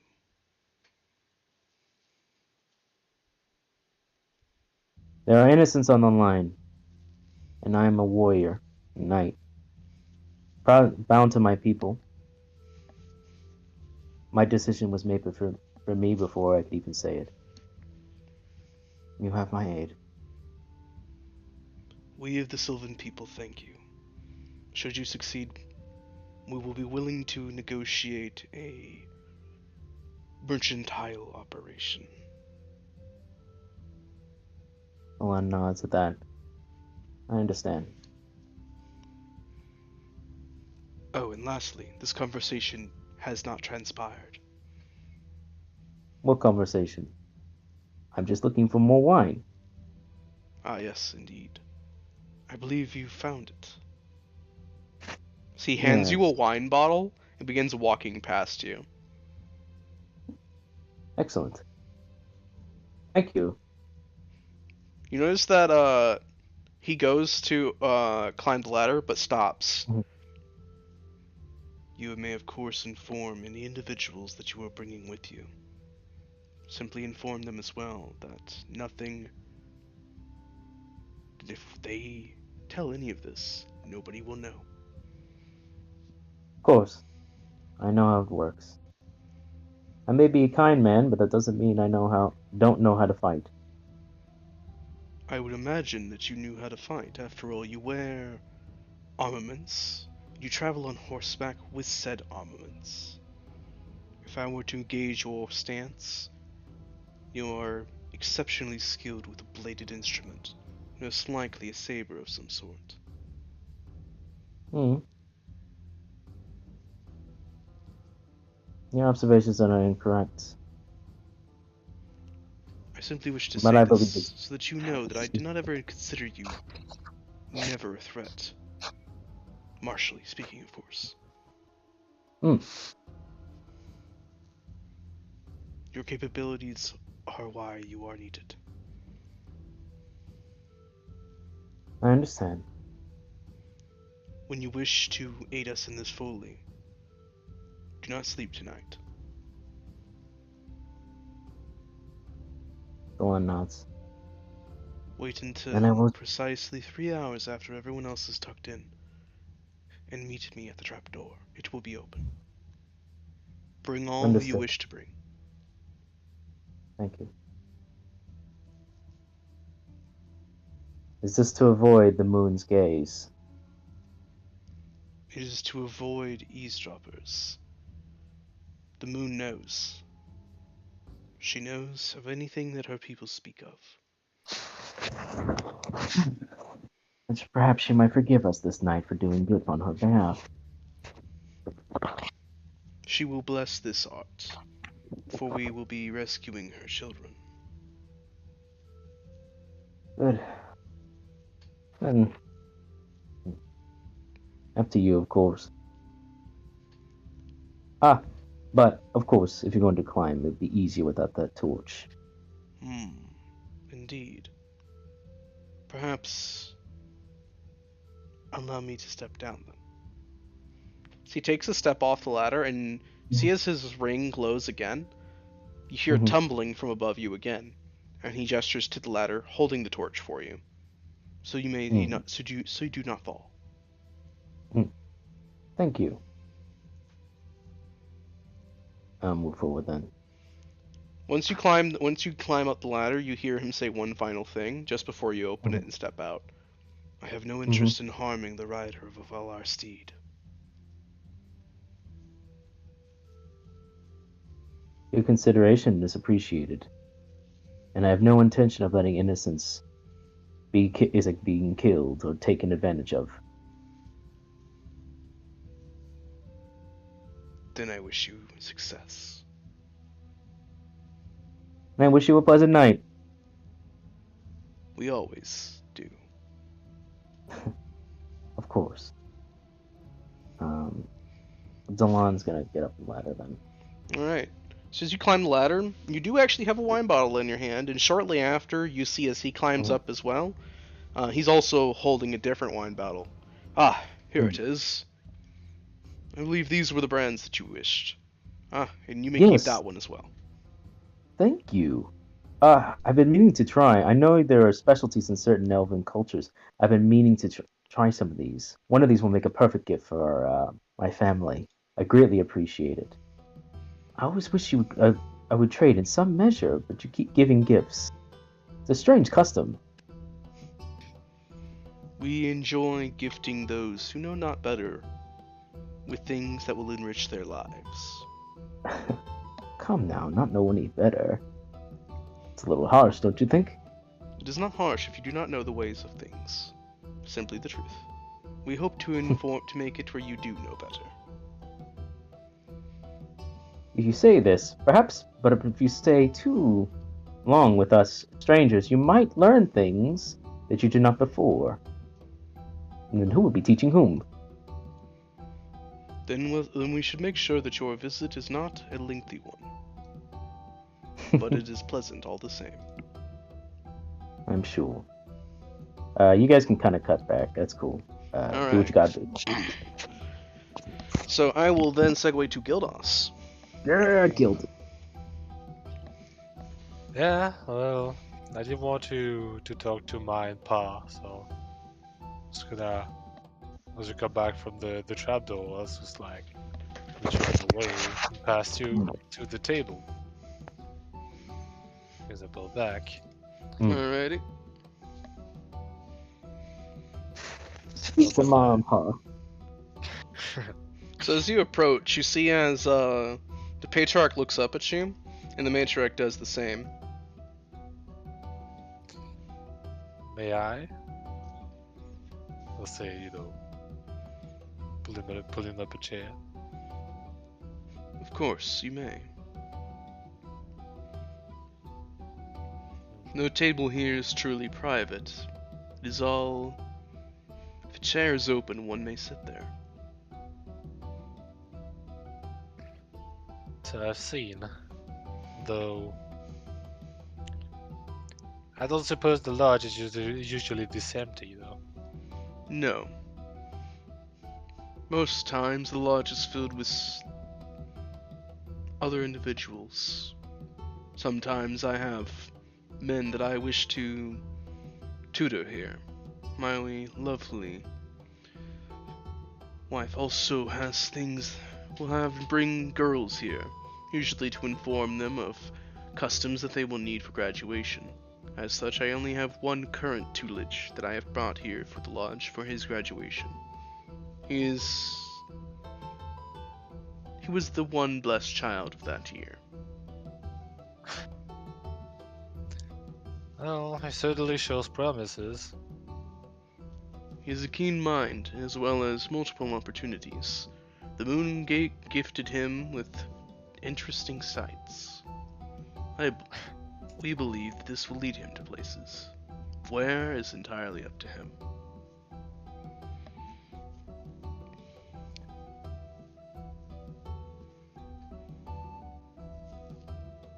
Well, And of I would course, suggest- during the daytime, there's also blood huntresses. Usually, nearly every table here is filled with a blood huntress. They can get quite loud, and many times the seer will have to bark at them to quiet down. Are they all... They drink just as much as the chieftain? You see, as the matriarch actually speaks up. No. She drinks in excess. They drink the necessity to enjoy themselves. Uh-huh. Well, sounds like a lively bunch anyway. Speaking of them, though, I've been meaning to ask. I look at the matriarch and say, you see, regarding your customs and all your cult, well, not in the bad sense of the word, surrounding the moon and all that, well, see, I got informations from seemingly the military branch, and your seer is also a well of wisdom, but may I be wrong in assuming you are the head of the religion here?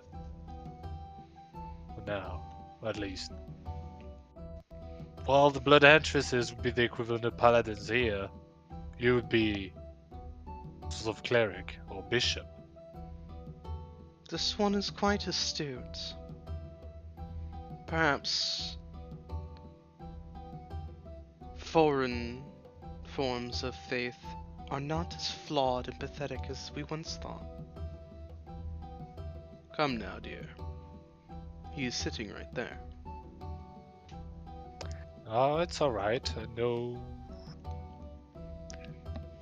some of the information you have on Earth is a bit outdated, but so do we. I So meant that's no why, ill will by it. It was honest Oh. praise. I know, but if I sat here on this table, well, this chair, I mean, table would be disrespectful. It's because I wanted to learn a bit. At least, I'd like to hear what you have to say about your religion. Then you may ask away. We would be more than content to educate you.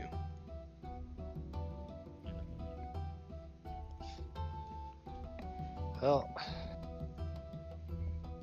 the first question is, or rather, the statement is, all I've seen is a pagoda of sort. Is that the only place of worship, or is it more open, so to speak? That, well, to worship the moon, you don't exactly need one. We do not necessarily have a definitive place of worship. We worship wherever we are. As long as we are within the forest, we may worship. Same as if we are within any form of the sky's eye. This is why we walk around to perform all tasks during the daytime. We are always in worship of her. However, during the evening, it is in our vested interest to turn in and rest.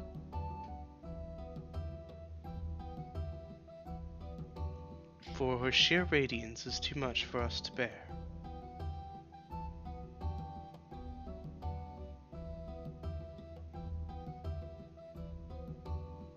Everything is, like daytime, nighttime. But like I know it's the same thing, but at the same time, like the damn weakness is like, no.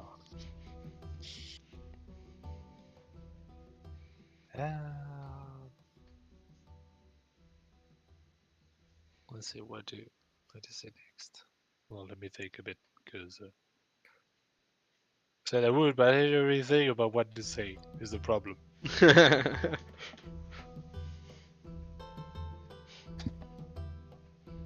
Um, right. So I'll say.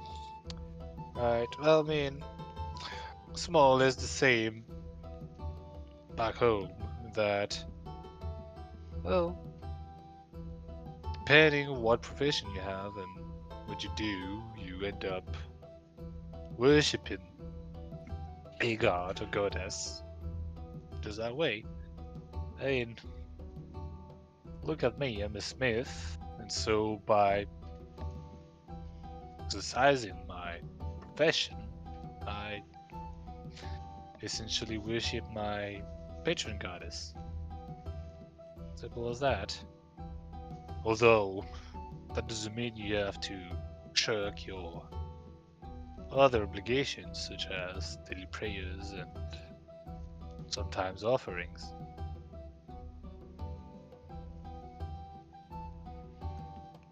Yes, we also perform prayers nightly, as well as occasionally offer up offerings on certain ceremonial days, namely the summer and winter equinoxes.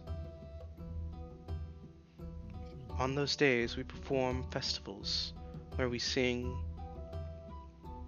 play beautiful music in honor of the moon, and then finally we offer up our sacrifice. The blood huntresses also do not step out at night this night, for once the sacrifice has been offered, we step in and we do not step out until the morning. In the morning, it is gone.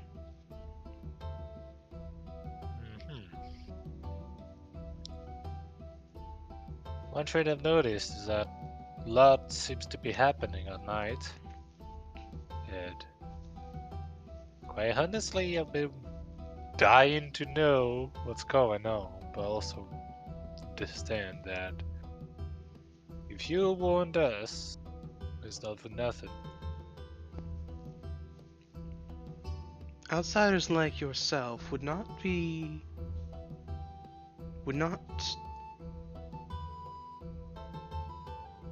What is the word? Would not be taken too well by the influences of the moon.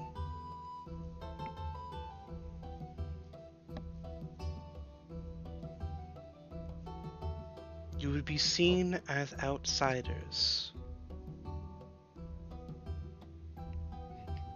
and you may never return. So I've heard. Apparently it does something to your psyche or... What was it again?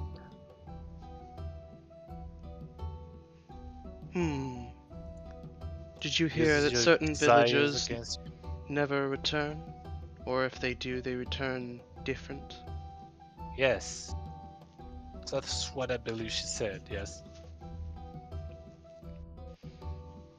They change and return, then I think sometimes they do come back to the forest and that when they turn into Onis or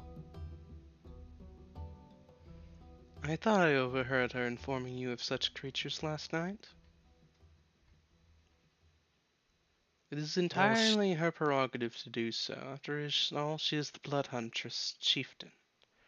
And if she were to inform such things, if she falls, it will be on her. Well, she did, but you also have to remember that by the time she did, she was also pretty intoxicated, so... Intoxication is no excuse for poor behavior. I mean, totally get that, but... drunkards are pretty loose-lipped, unfortunately. Indeed. Although... Though I could officially inform you of such things if you desired to know. Again, it is our pleasure to educate. Well then, if you're offering, then I'll take you up on it. What would you wish to After know all. of Onis, then? Well, it seems you need something special to even know they're there, but for us who don't have the gift or anything else of that sort, how may we know if an Oni is around, or how could we avoid it? Because, well, from what I've heard, they sound pretty dangerous. Do you have a particularly keen sense of smell?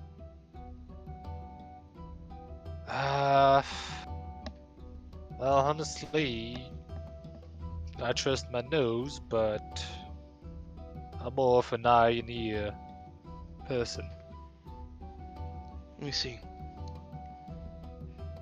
You mentioned you are a blacksmith by trade, correct? Indeed, I am. Then you would understand the smell. Ash and soot. Of course. Should one Agree. smell ash and soot, see no soot, no ash anywhere, and smell iron in the air, one is near. Mhm.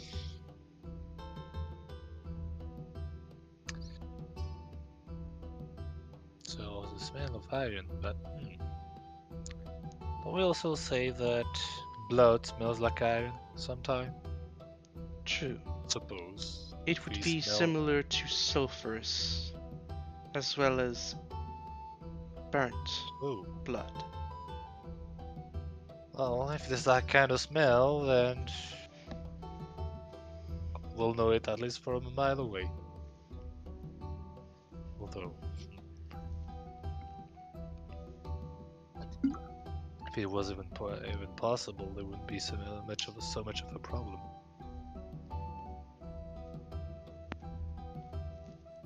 Although, knowing how many dangers are in these woods, knowing how to avoid one of these is useful in and on itself.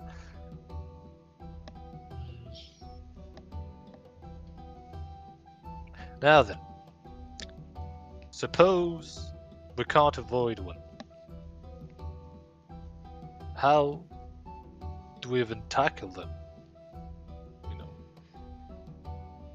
If to you all is it? Yeah, go ahead. if you have not been blessed with the moon's luminescence in your very being, then you will find oneself in a situation as if attempting to carve out an entire tunnel from one mountainside to the other, using nothing but sticks and stones. That is to say that you will find yourself incapable of truly harming it, except in a war of attrition.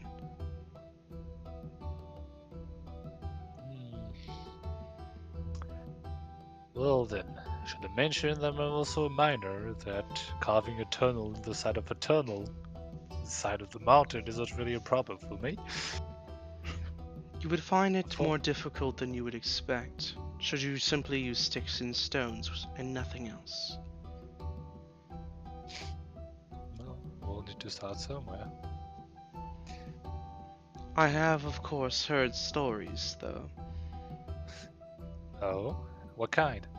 Matriarchs of ages past have handed down many stories orally to their successors. One such story informed us of a traveler from a land far off to the south. Not so far as to reach the ocean, but far enough that we had not known of it at the time. This traveler traveled with a radiant burning blade, crystalline radiance to it. Some sort of incredibly powerful artifact, or so it has been recorded to us. When this traveler traveled, they stayed for some time. Eventually, they did not heed the warning and traveled out at night. Just as this traveler came to blows with one of the moon's envoys. But the matriarch's story goes that she had never before seen an outsider strike at one and cause any such effect. We do not know if this information is useful to you, but perhaps it is. You see, Marshall, I want to roll history on that. If I'm allowed to. I'd say you could. There you go. Wasting all my good rolls. That's 2 nat 20s in a row, Rim. Calm down. Oh, look, after last week, give me that. Alright, so, Gildas, you would know of this story, actually. This is a story that comes not from King's Landing, but it's actually one of the stories of Reynold, a Reynoldian champion. During the very first years in Reynold, he actually made a point to make a pilgrimage out of Reynold at the time, as they had just founded. His pilgrimage was done to assert, for lack of a term, assert dominance as a Reynoldian, to show that they are worthy of being called a country, not just a settlement. He proceeded to make pilgrimages to many different places and best as many fantastical or powerful beasts as he could. He wielded a certain weapon, which you, as a Reynoldian, could never forget. Yes, bleed. Right. Indeed. It is said that he not only slayed a young dragon by himself, but it is also said that he defeated a monstrous creature no man could see, using nothing but his instincts and the Ashen Blade's guidance to do so. When the creature died, they knew it was there, for it bled black blood in a river of its own Icarusness. So before saying my piece, at the end of the story, I'll ask. So, regarding your story, I want to ask: do Onis bleed black? Yes, their blood is no longer crimson, for they have been sullied. I'll see. Well then, I believe your matriarch met with one of my own home country heroes, one of the first few wielders of the Ashblade. A man that went around slaying the strongest creatures. Strongest around the Kingdom of Cain, of course. And one part of the story is that he went somewhere to slay an invisible creature. And everything I've heard, and if we cross-reference your story with mine, it seems our hero wound up here during the time of your matriarch ancestor. Disregarded all the warnings, took his ash blade out in the woods and slain one of the Onis. Lived to tell the tale, and went back to, whatever it was doing.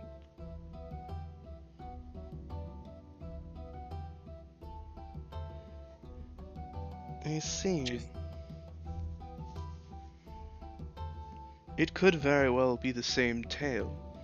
We have not exchanged names with this champion, nor has their name truly been remembered, merely the accomplishment that they performed.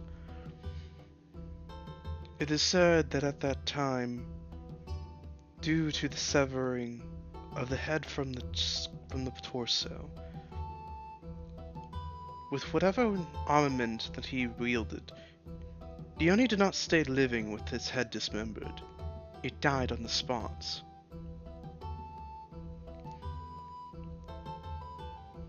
Its blood flowed out and stained the ground. The acidic nature of the very blood that coursed within its veins proceeding to attempt to taint and corrode the very grounds that it flowed to. The heart of the forest absorbed this corrosion into itself, and new, greener woods grew in its place.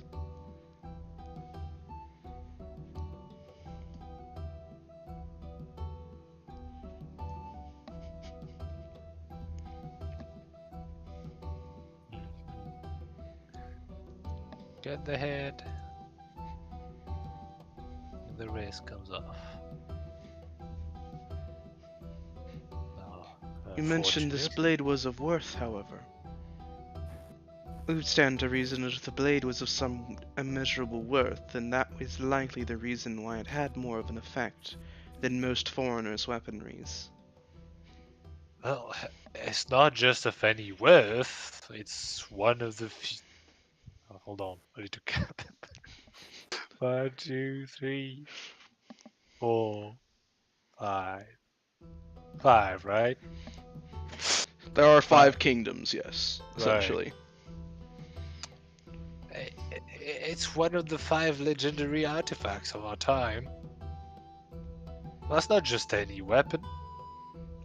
Then you will need to acquire a legendary artifact of the same significance to even hope to stand a chance against such a creature. Unless, of course, that is a weakened one. Well, the only artifact I have on me is that their necklace. Well, I could, sharpen it, but it's gotta be hard to cut ahead with that, unfortunately. Then perhaps this necklace with which you speak will augment your body so that you might stand a fighting chance. Well, I hope so. I'll put my faith into it as I've been doing all this time. Do you have any other questions? Oh, right, yes. The fountain. See, I was surprised to learn that the water that was pouring from it was healing water. Yes. It has medicinal properties.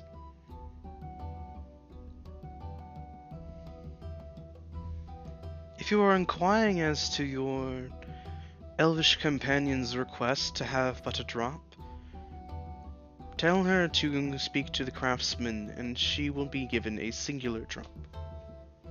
It has already been arranged. Aha. Well, see, I was wondering about maybe taking some too, but the person I talked to looked at me. The answer was pretty clear. But given that Eleanor already asked, then I don't think I should either. No, I will not be giving your entourage more than that.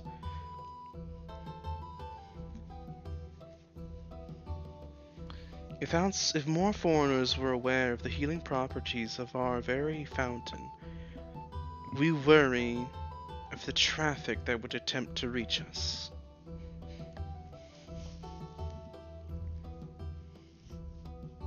Aye, that's a valid concern. Though, I wonder if you want. Well, that's only if you enter. Oh, hold on. Now, let me reorganize my thoughts. Well, I wonder, and you don't have to enter, but this water must come from somewhere,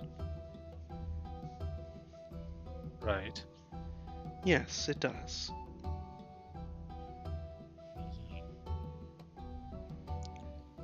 Well then, considering everything, must be coming from the heart of the forest, so even if you wanted to take some outside of your village, it would be, well, close to a fool's errand, I think, at this point. The only way you would be able to obtain it and have it for a traveling purpose would be if it was within a very specific vial, which I have already acquired for your traveling companion.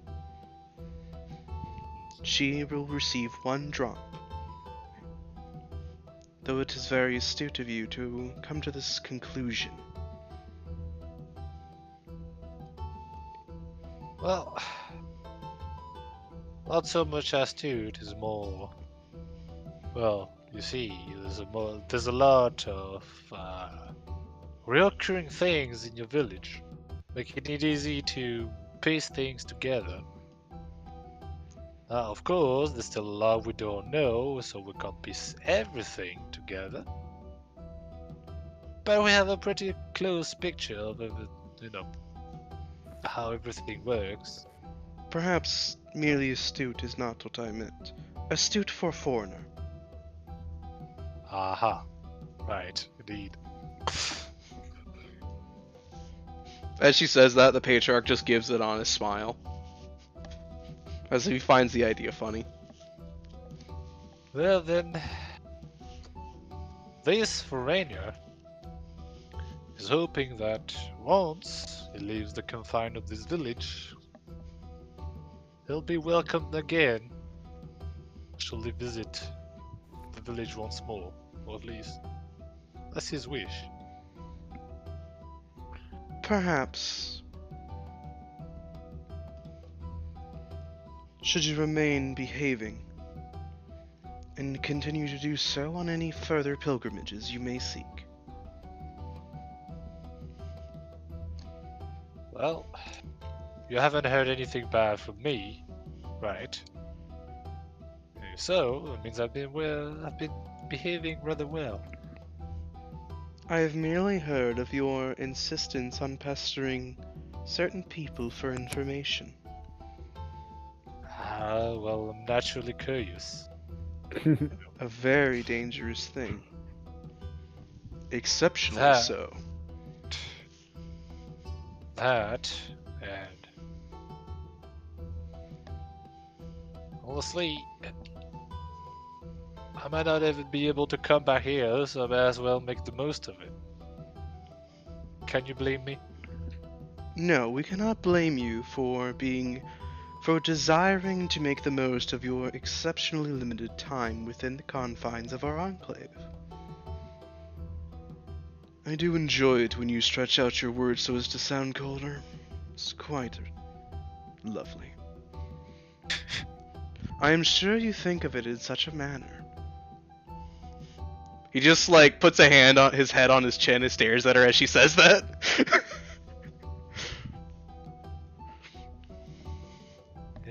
Yeah. Shit, don't they have any other question? Well, at least I can't really come up with any at this moment. So I'll say, well then, I'll leave you two lovebirds together some alone time, as I believe I have something to pick up at the workshop. Then may you, as a mockingbird, fly safely without excessive noise, and as a mockingbird, caw and mock as you do so. Well, I shall be the best mockingbird this side of the forest then. Actually, I've never seen a mockingbird, come to think of it. Evil little bastards. Dive bomb you. They really do. It's awful. At least they're not woodpeckers. Those are the worst. Woodpeckers mostly keep to themselves, luckily. They just ruin your trees, that's all. Making noise. That would be why you hate them. That's literally why. Imagine, like, a I like bird. cicadas, though, so I'm a hypocrite. At least you admit it. At least, like, freaking mockingbirds never shut up, and if you're, like, within 30 feet of their nest, which is usually, like, a single tree in your freaking yard, they just dive bomb you every time you walk by.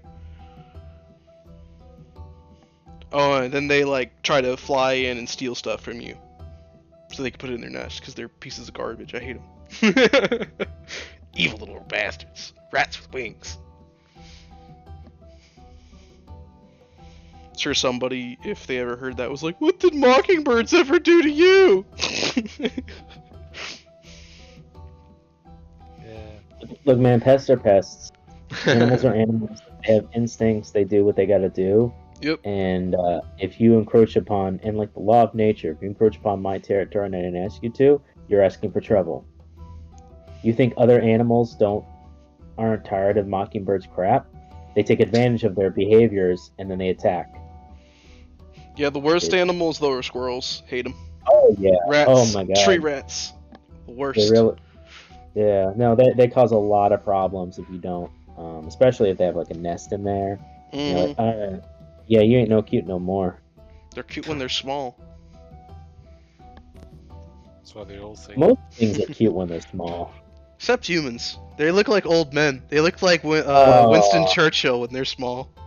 They age in reverse. They just age in reverse. We age in reverse and then we age normally again. Yeah, there you go. Yeah, I said it, all babies look like Winston Churchill. Yeah. Alright, on that note, Bub. What's up? Your turn. Your time to shine. Where are you going to Okay. investigate and explore? Like, I could talk to people, but I kind of want to explore more. So I'm just gonna leave, because I don't know how long we're gonna be here, but it seems like it will be a while. So I'm gonna like walk towards the exit and be like exploring time. Alright.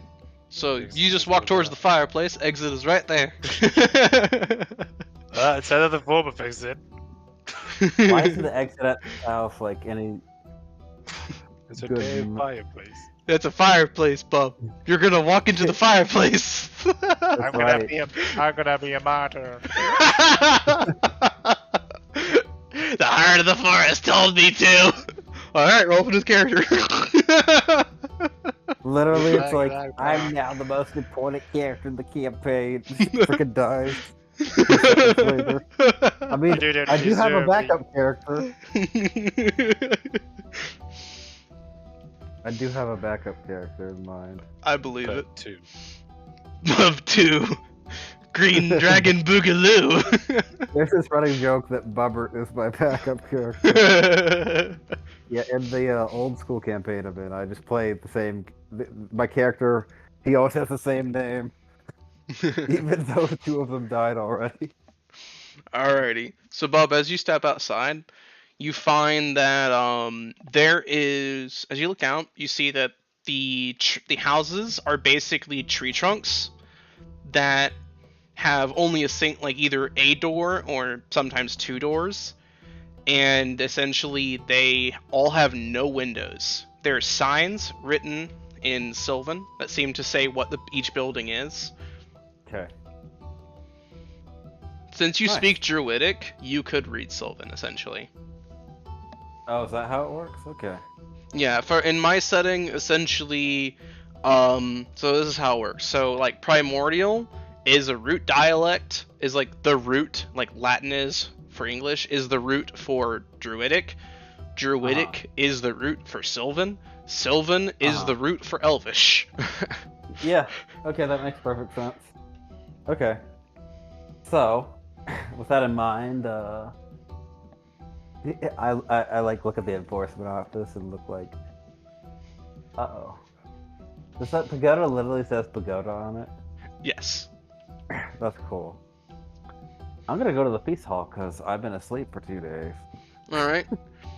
So other thing of note is you feel so other people when they left the lodge felt a sense of foreboding to the north where the deep forest is. Bub, you feel calm. There's no foreboding from the north. If anything, you feel like that's home. Cool. You could see that it's a very old, like brambly looking forest, that it just seems to head straight deeper into the darkest parts of the forest.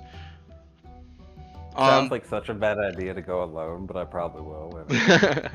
Yeah, the forest to the east here is essentially where you all arrived at. Leads out of the village. There's a giant bramble wall here, which is just like literally like a wall to keep other things out. That's just giant bramble wall. And off in the distance, you can see a single high tower from like the forest in the distance, essentially. And it's essentially a high tower for a high castle. There's also the women's home where the women live, Youngblood home for children, aka Youngbloods, men's home for where the men rest, schoolhouse, which doors are open so anybody can go in, pagoda, which as you walk by it to get to the feast hall, you see fairies and pixies kind of lounging about, but you also see different colored wisps similar to Freya, who fly to and from the pagoda, heading off in different directions. Freya actually perks up on your shoulder and whispers to your ear. Ooh, that's where they went. I wonder if we should follow them. Should we follow them? Yes, let's do that. Alright. So as you follow them, do you go stealthily or not? They'll probably see me because they're drow. Do I even have proficiency in stealth? I do. 18. Alright. So then 18, you begin walking and you follow some of these flowing lights. They seem to head off in different areas of the woods. One of them, as you follow it, you get a bit as you see it, like the flowing light in the distance, until suddenly someone jumps out of the tree to your left, lands in front of you. The woman looks very similar to Aramu. She's wearing essentially very form-fitting, practical leather gear, essentially, which leaves a decent amount of skin open. You can see that she has markings similar to Aramu, and she seems younger than Aramu, as well as a bit cockier due to a smirk on her face. So you're the brother-in-arms I've heard about. Are you following my companion? Yep, that's me.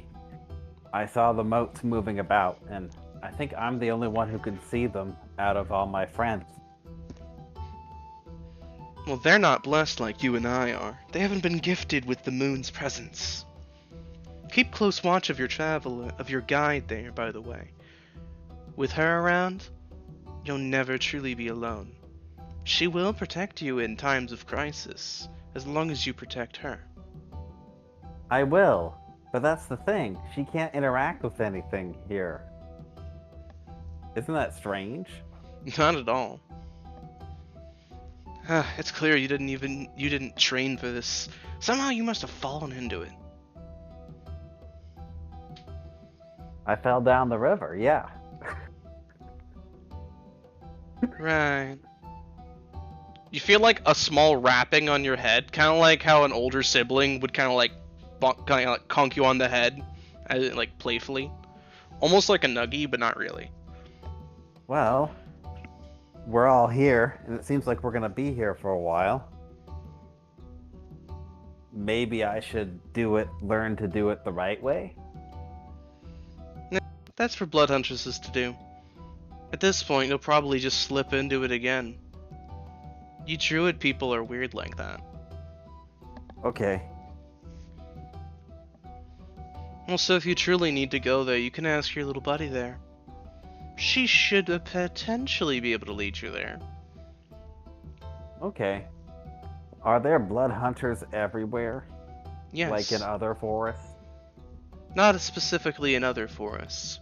We of the Blood Huntresses protect namely the forests that have a vested interest to the heart of the forest. We usually serve an enclave, like this one here.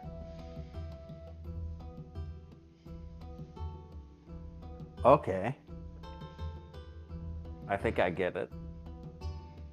Though if you really wish to know how she can assist you in a more hands-on way, others cannot perceive her. She is a great recon. She will scout for you in a way most cannot perceive. She can also, while she is close to you, allows you to perceive things that you could not see normally.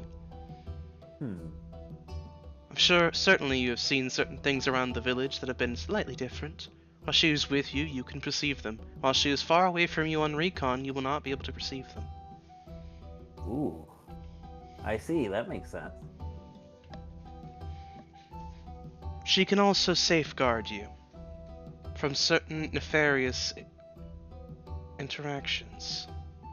Should you find a creature that attempts to mingle with you or find some way to manipulate you, she can attempt to sever such binds.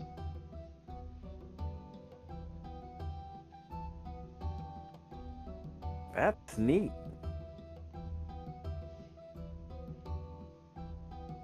It is more than neat, brother-in-arms.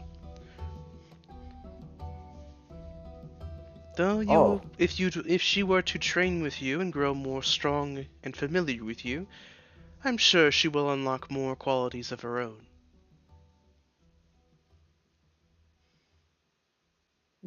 All right. Well, speaking of brothers and sisters in arms, I was wondering if you knew about the threat that looms over all the lands. There is an oncoming threat, yes. We sisters are simply waiting for a call. Well, I was told to, keep doing what I'm doing, and that might have an effect. Then you should get right on it, shouldn't you? Yeah. Well, that means that, y'all are ready to fight it.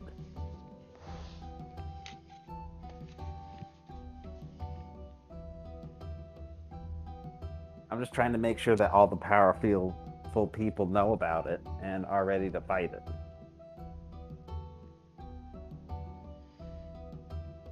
We know of some oncoming threat's existence. That is the extent of our knowledge. We will be informed when we need to step up. Okay. Well, I think that means that I've done my job here. I'm interested, though. These forests are magical. Maybe I can find something useful. This one would highly discourage you from running around aimlessly within the woods.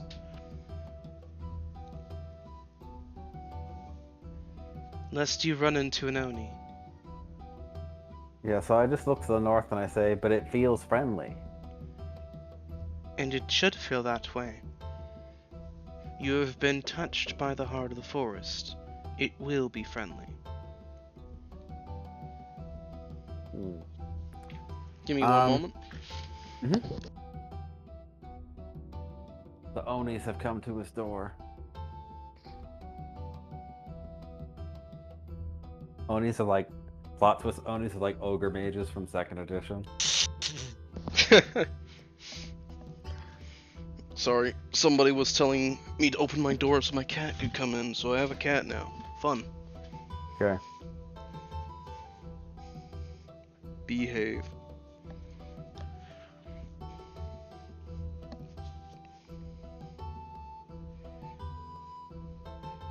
It will be friendly to you, as it is like a second home for us. It should not attempt to harm you simply for entering within its doorstep.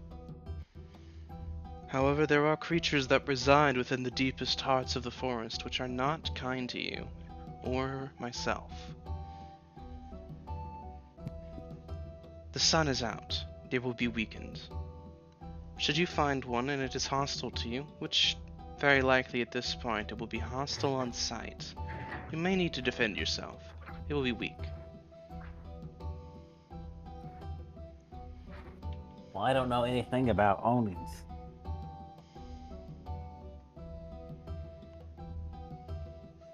They are corrupted creatures, ones that have been twisted by consuming the wrong parts of the forest, taking it within themselves, and their body and mind could not contain it. It is our duty as those, well, I suppose brother and sisters, to remove such entities. Brother and sisters. I don't know if I can get used to that. You can just call me Bub. No, I cannot.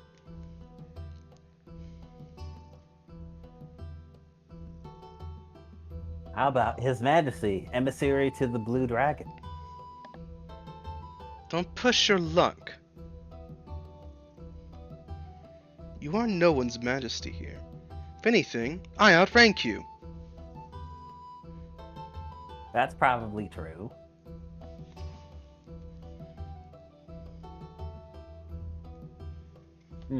Well, Bubba's here, and he doesn't have a job.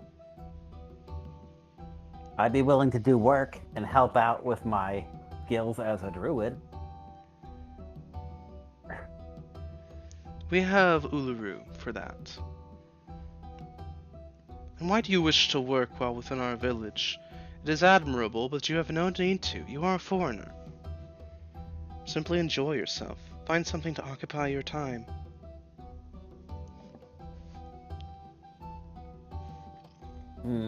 You're saying that I shouldn't be working. You are not of the Sylvan people, so therefore we do not need you to work within our realm. So, let me get this straight. You're letting me eat and I don't have to work? No, you are foreigners. But that doesn't make any sense. You have to work to eat. That's just common sense. Yes, were you a Sylvan, but you are not. But I thought you said you outranked me. I do. Well then why does Bub, because he's a kobold, get to eat and not do work while you get to work? Because you are a foreigner, you are not of the Sylvan people. Oh, so because I'm a foreigner, I outrank you. No. Within the Order of the Blood Huntresses, which you are currently a brother-in-arms at, you are new, so you are akin to a recruit. As such, I have experience on you. Therefore, I am your superior in rank via experience. I love being a recruit. I like doing dirty jobs.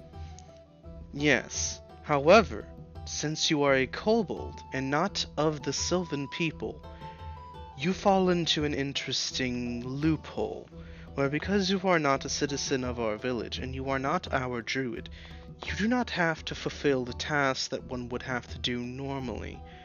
Therefore, you simply need to educate yourself and spend any time that you have within the village.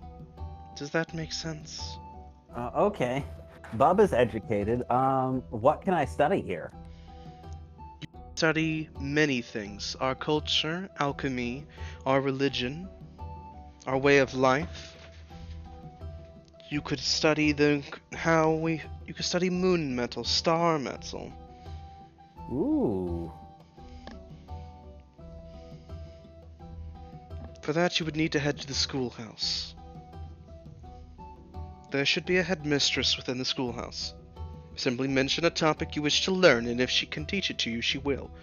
There is no charge. Those who wish to learn will learn in this village. If you wish to know something, you can gain it. Wow. The blue dragon must love this place then. The blue dragon has been banished. You mean y'all kicked him out? Yes, he was quite troublesome, from what I have been told. But how could you do that? He's so powerful. Very politely.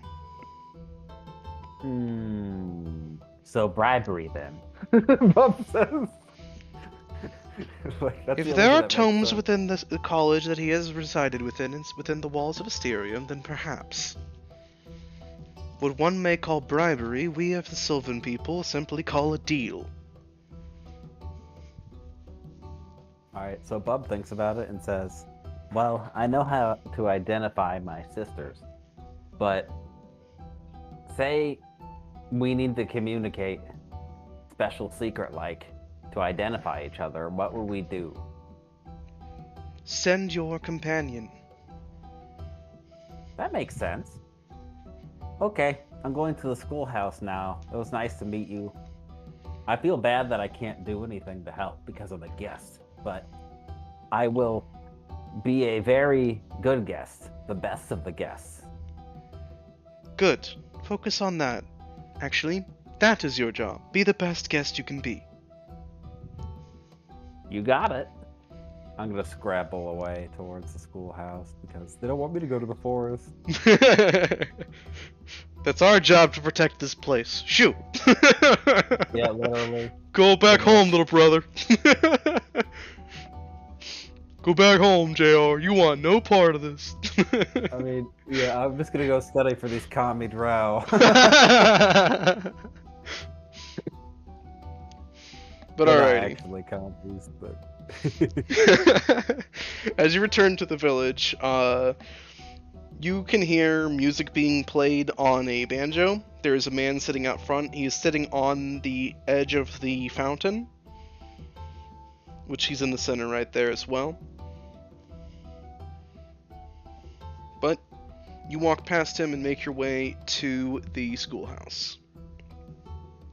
okay. As you arrive at the schoolhouse, you find the door is open, which means that you may enter. And as you enter inside, you find multiple different people that seem to be wearing the most prim and proper garb one could wear in the Drow village, essentially. Very much, very poised looking, essentially. Eventually, one of them comes over to you, and she pauses upon seeing your forehead, and actually inclines her head down briefly. Hello. I am the headmistress. Seems that you have been gifted by the moon. That's right. And I am a guest, so I am here to study. Then I will make it my personal endeavor to aid you in any studying that you have. Follow me, we will find a place for us to study peacefully. Alright, I'll follow her. She leads you into a small room, which you can see is like a schoolroom with multiple, basically long tables. She sits down at one of them, right across from you. Now, what would you wish to learn about? As headmistress, I can collect any materials that might be required for learning, and I would be more than happy to educate you. Yeah, so Bub says, I have joined the Blood Huntresses, and I am their brother, but I don't know anything about them other than that they are the guardians of the forest. Yes. The Blood Huntresses themselves guard the Enclave. Every Enclave has their own group of Blood Huntresses, their own guardians. Ours is the first Enclave, and as such, our Blood Huntresses are not only the strongest, but also the most numerous, as we protect the heart of the forest itself.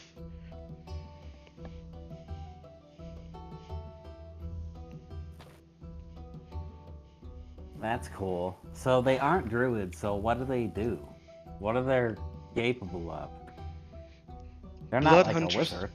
No. Blood huntresses are capable of turning entirely imperceptible to most creatures with the aid of their companions. Additionally, blood huntresses have the ability to harm creatures that most others could not harm. Under the moonlight, they are quicker, stronger, and faster than their brethren. Additionally, their armaments are fine-tuned for fighting under moonlight, made exclusively of moonsteel.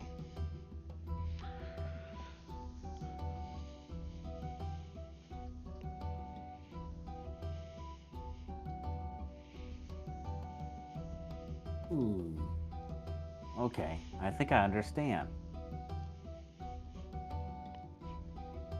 He thinks about it and he says, I was wondering, what is the relevance of the moon to the forest? That's something I don't understand. Then allow me to educate you. Many eons ago, ages ago, there was a forest very similar to this one. However, it was smaller and more akin to any other forest. Eventually, the moon shed a single tear, and when that tear fell, it touched the earth, right here, right in this very wood. From that tear, the heart of the forest formed.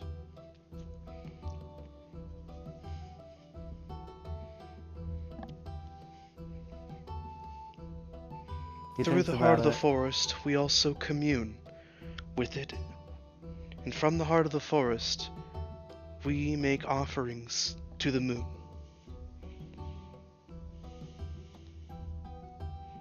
Does that mean that the moon is alive like the forest is? Of course. So he thinks about it and says, so that makes it distinct from like a god? The moon is our patron. It is our god. She is the mother that has provided all of this for us. But she is also a thing, and not just a person? She is the moon.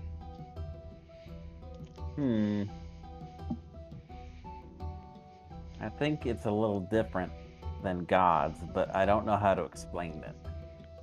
She is our goddess. She is also the moon.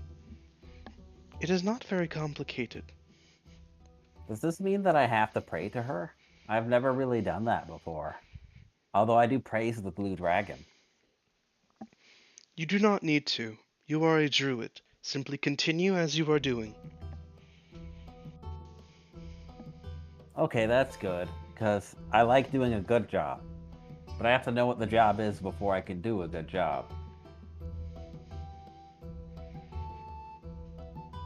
It is good to know things before you head into them, yes.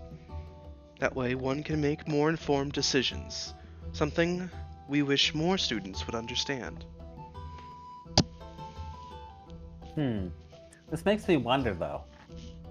I can't be the first moon druid to get that blessing.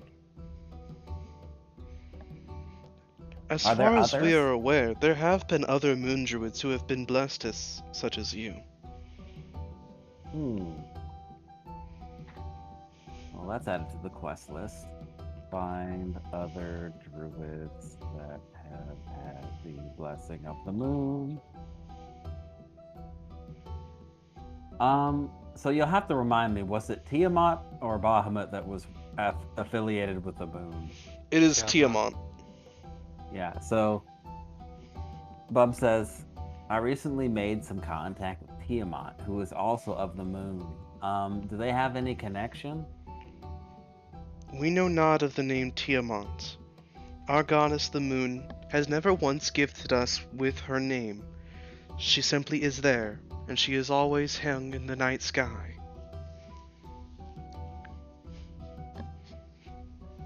I wonder if my knowledge set would be able to get me to answer this, because I feel like there's something there. Too much of a coincidence. I'm not sure how gods work in your universe, but D&D gods can have multiple faces. So I'm kind of wondering, oh, is that just Tiamat, bruh? Tiamat is the moon. It just crashes into the earth. Bob would know that the gods very rarely manifest in like a physical way, and if they do, it's very hard to perceive what they are.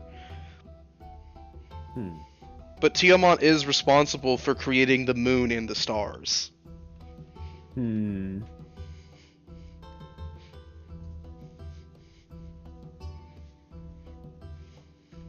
So Bub's like, oh, this is so complicated. Seeing your kind of like groan of it being complicated, the headmistress in front of you simply gives you a surprisingly warm smile. Do not worry. Learning anything is rather troublesome at first. Once you get the hang of it, you'll be right as rain in no time. Well, okay. Well, how about this? I'm a druid because, at first, I wasn't a very good druid. I just barely passed. And I've become a better druid over time. That's because I've got a lot of help. Is there a way I could be a better druid? For one to become a better druid.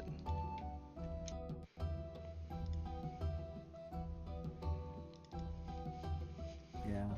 So my interpretation of that out of game is that Tiamat created the moon. So the moon is a separate entity. You would not know whether that is or is not the case. I know. Yeah, there's no reason. So I just had Bub be confused. So. That works, honestly. In order for you to become a better druid, I would say that taking yourself to different locales where you can commune with different spirits in different environments would be very beneficial to you. Well, I've been traveling around a lot lately. And I've been doing just that. Many druids usually do not travel. They are gifted or take responsibility of one environment, and that is their domain. However, at this time, there are far less druids than there used to be. Speak to any shaman and they will tell you that druids are a rare sight.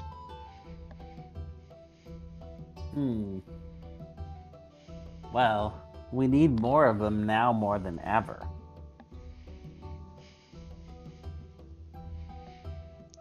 Indeed.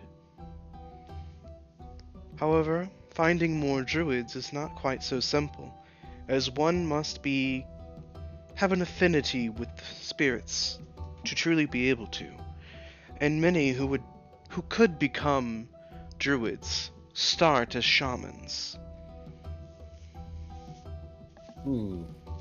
Is there a way for me to find out if somebody has potential to be a druid? I do not know, actually. That is not known to me. I would recommend consulting with spirits. The spirits within the forest itself, and asking the eldest spirits that you can find about such things. People with potential. I'm just adding this to my character goals, because this is something I could be doing. Makes sense. Okay. Well, that's real interesting. Let's see. I need to double check something. We are glad you find the This topics of conversation to be enlightening. So this is more of a game mechanics question. So you know how you get specialization, or what is it called? In the expertise. Yeah. Yeah. Is there like a super expertise? There's not in 5e as out the get-go, but in my campaign setting, there is an ability that one can get later if they have expertise in something, where functionally you can choose once per day to succeed on a check of that nature.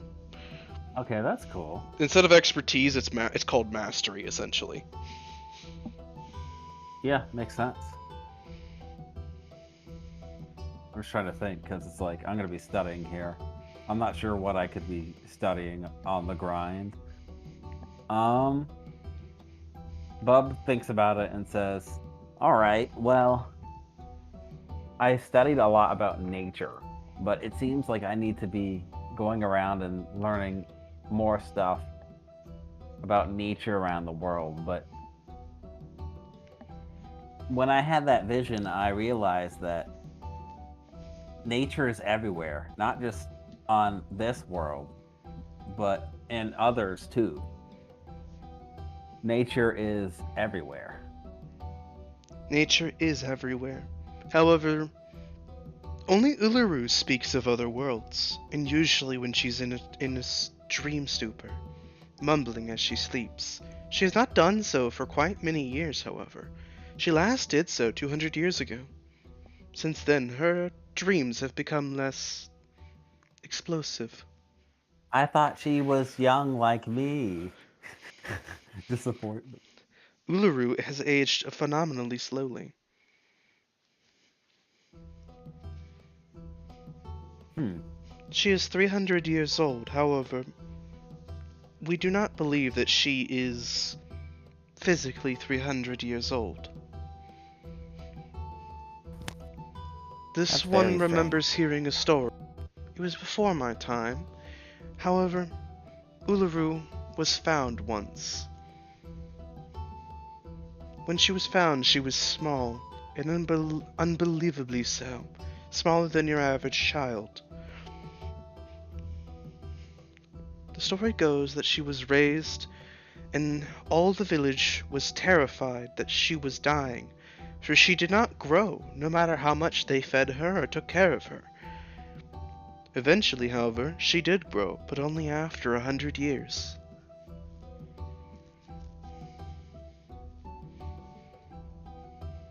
It is similar to those, our cousins to the north, the so-called High Elves. They do not reach true maturity until much later, unlike us who mature at a more natural rate, but we enjoy ourselves for longer. Though our enjoyment is also shorter than theirs, as a consequence.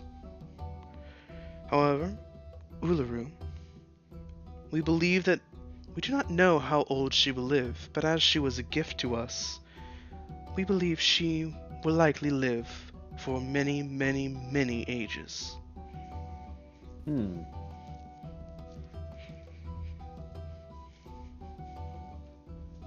Well, I guess I want to learn about nature elsewhere. Which sort of environment would you like to learn of? I'm afraid see. my knowledge mostly extends to jungle, swamp, and traditional woodry.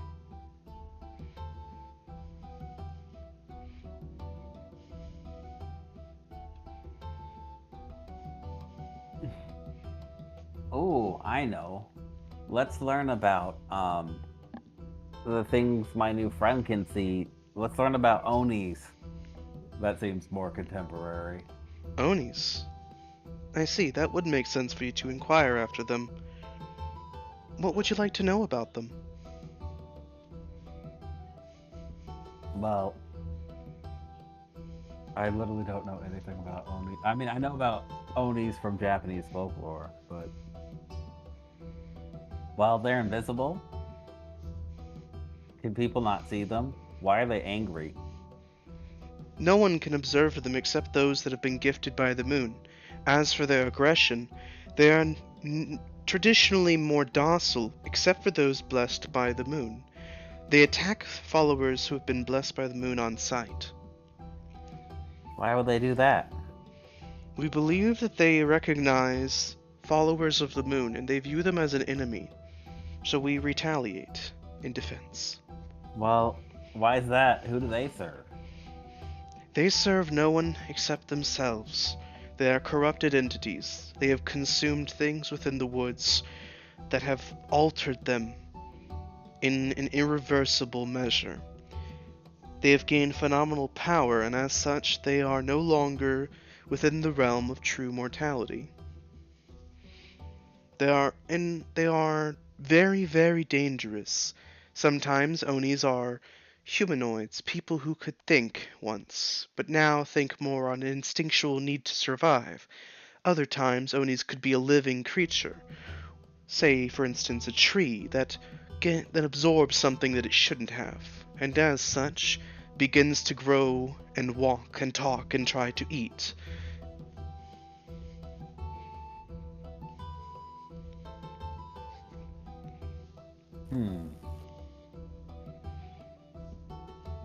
I believe a Venus flytrap once became an Oni and started eating anything that came within its vicinity. Well,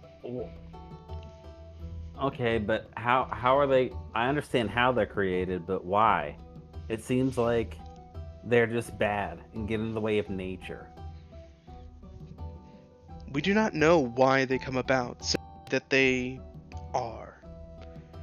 And it has been our duty, tasked to us, to remove these such creatures. The Heart of the Forest views them as a threat to its existence. As such, we protect it from them.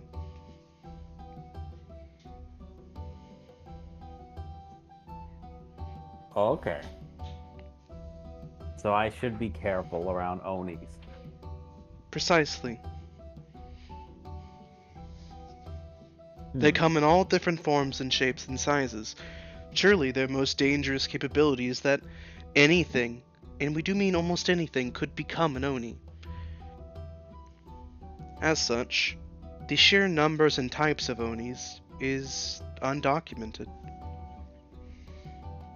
Onis are typically bigger, stronger, and also a bit different from the traditional form that they are known to take. They also tend to have increased capabilities and a desire to propagate and continue their existence.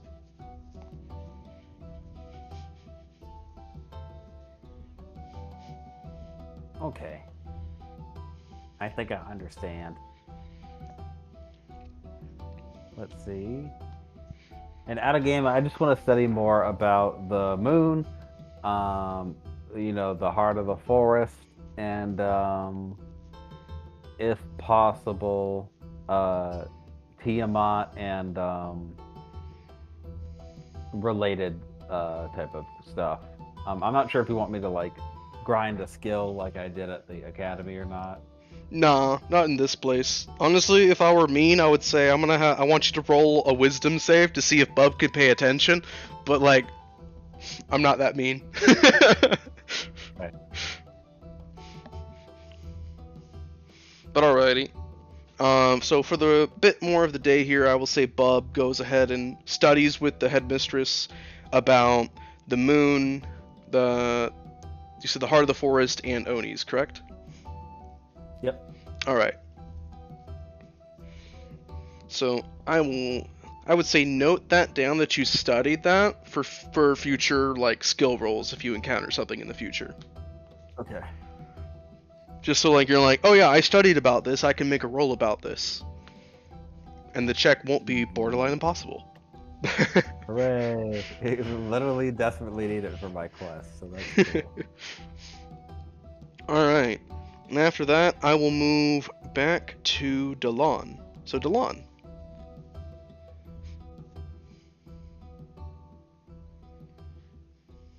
Huh? Bub is studying. What is Delon doing? Let's see. What was I doing? Well, I you guess just finished your interaction with the Patriarch. Is there anything else you wanted to do? I know you mentioned conversation with Eramu. Yeah, that's right. Square her out and stuff.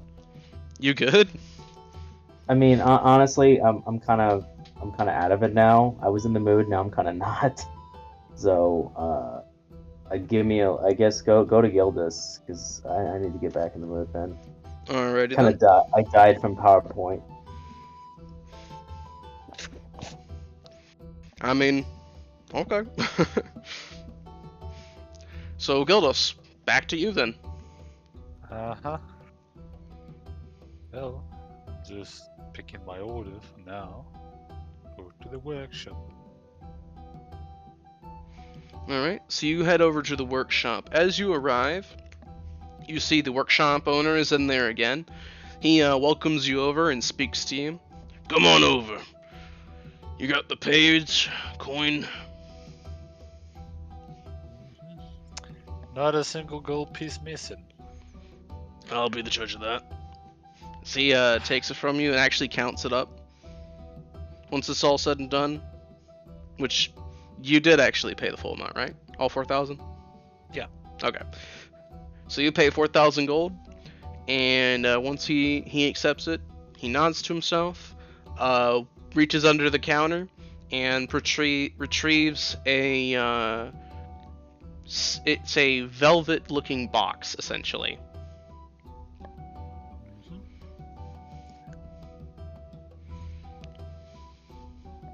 There you are. Actually, now that I think about it, you didn't really tell me what those gauntlets could do. Fair enough. You didn't ask. Well, I've found that myself, I do not have the greatest magical capabilities. For those with weakened or non-existent magical capabilities, you'll find that magic and dealing with magic is much easier for you. For those that have an affinity for magic or can do it, will find that they are even better at it than they were before. Aha. So it's all around useful then. Yes. Unfortunately, if I did not have the material to craft what I desired for it, so the sheer magical capabilities that I desired to weave into them was not present. But those do work. I have guaranteed it myself.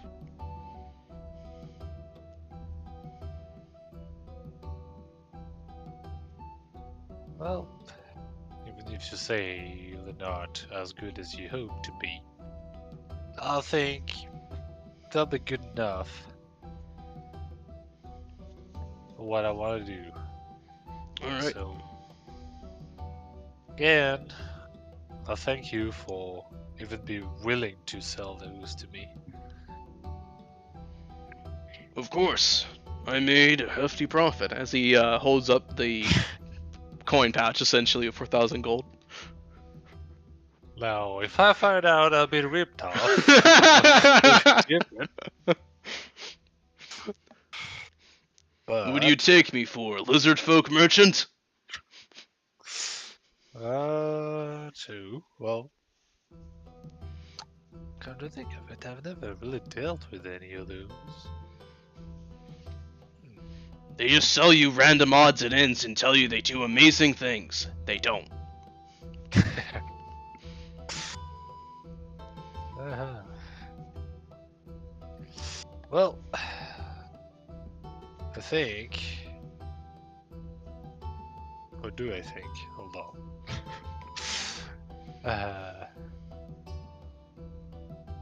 Now, I know that this past 2 days, being a customer here as a buyer, but I hope one day I can be there as a seller as well. Show you, well, how it's done and riddled. Dangerous talk trying to sell things in a foreigner's type of way. I mean, you've already said you dealt with other foreigners trader anyway. So what's one more? Perhaps speak with the patriarch about it if you want to. Oh, I'll mention it.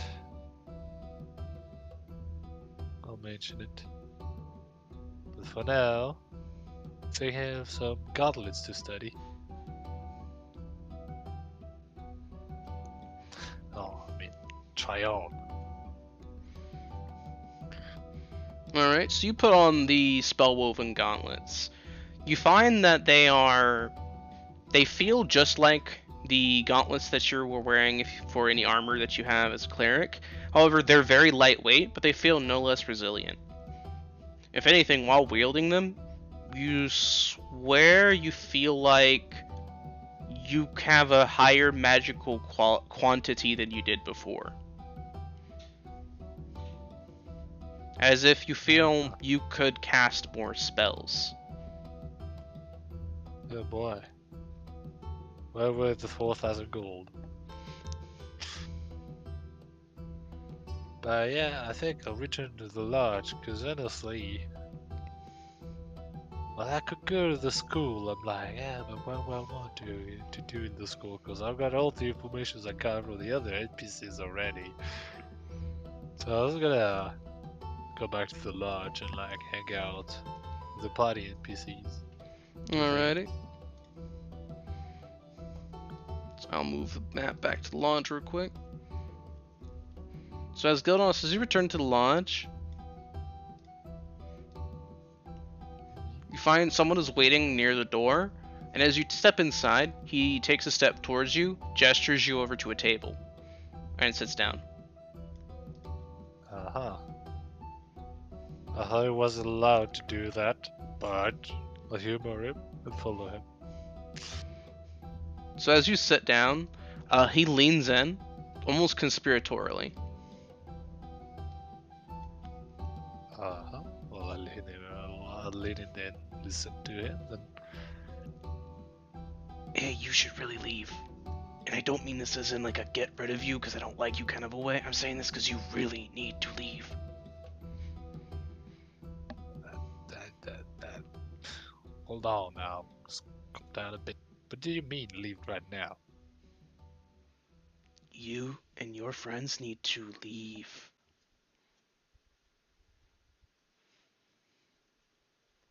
Go. You're in Hakon, very big danger.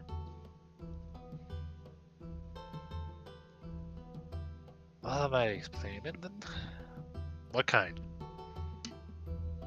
The kind regarding a third party.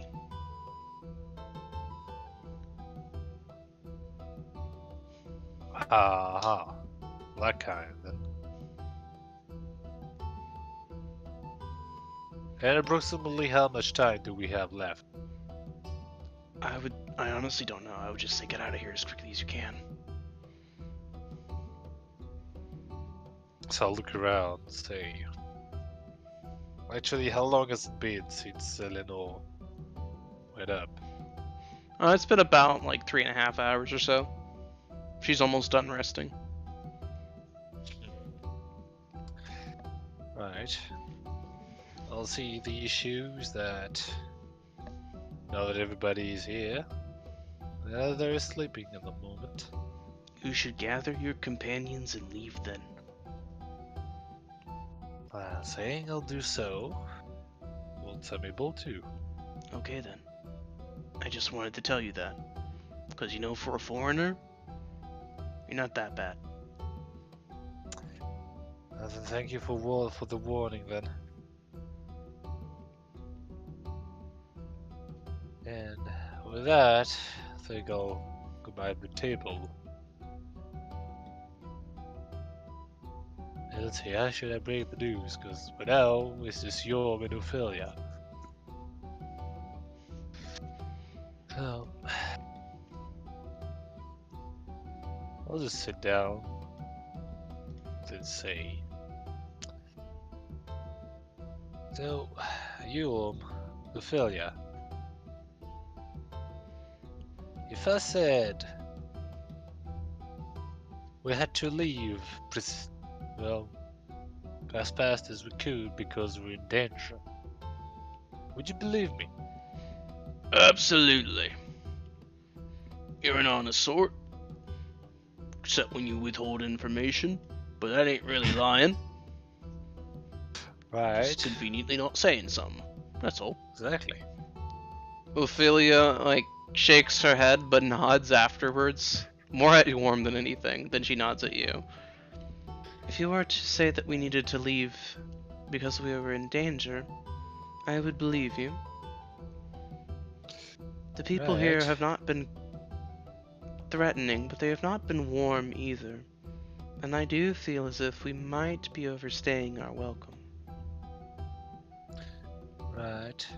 Well, if I believe Aqua over there, it's not exactly the trolls that are angry at us. I'm more like a third party. Why would he know of that? I feel like.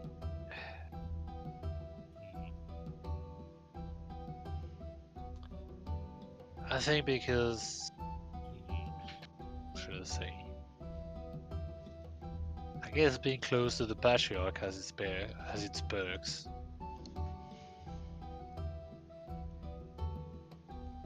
I see. As a squire would to a knight, then. Something like that.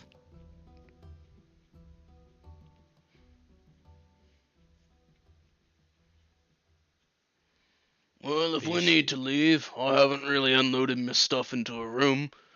Got all my stuff at my leg here, you know. So he just pats like a still packed traveling pack. Honestly, I'm surprised we stayed as long as we did. Right. Well, one issue is that Bob is still outside. Not exactly sure where he is. Eleanor is still resting, and I think we should have let her finish her 4 hours rest. And Dylan, is Dylan in the lodge still? Oh, No, I believe Delon is outside technically. Well, Delon, are you in the lodge still or no? Curious.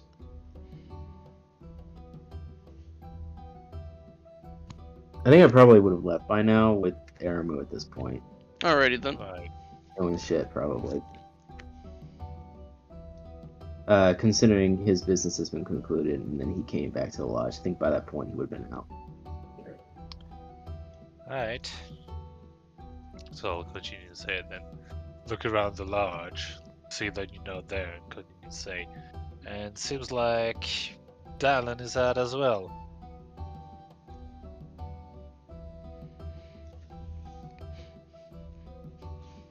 And I think it would make the most sense instead of scattering out to go and find them. Because honestly, these woods are real weird.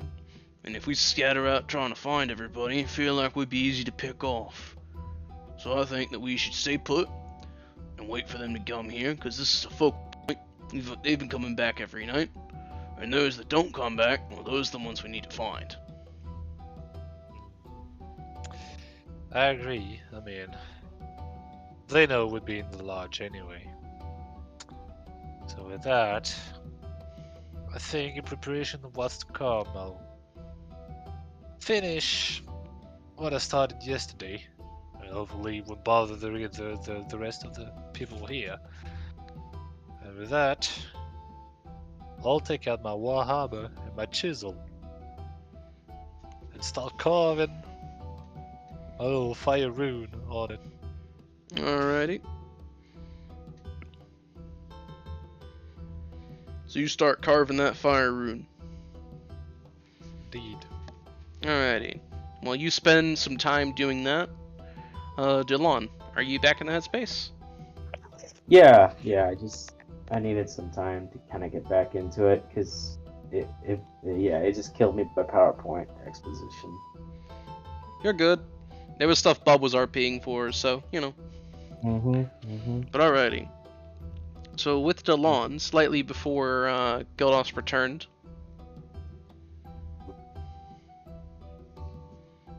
So what is Delon doing? Well, I put away the wine that I was gifted, and then I'm probably was searching through some things. Also mulling over what the patriarch had told me. Made a mental note, and then probably broached. Probably had something in my. I probably have like a piece of paper in my hand as I'm looking through a list. I have a list of like stuff that you probably might look at. So I'm gonna go to the marketplace. So whatever. Alright. Probably looking for Lady Aramu, probably outside at this point or inside. I don't know where she'd be. Alright, since you go looking around for her, You notice that she stayed in the lodge so Yeah. that she was easy to find for you. I'm sure she did. Oh, goodness. Ah, there you are. Are you ready? Always ready. What I'd like to hear. Of course, after you. She nods, stands up for the bar counter, taps the counter. I would like to make this one on the tab in reserve. You will not get a free drink simply because you did not finish this one. Right, I'll pay for another one tonight then. With a small rolling of her eyes, she follows you heading towards the door. Sorry about that. It's fine. I've been meaning to wonder.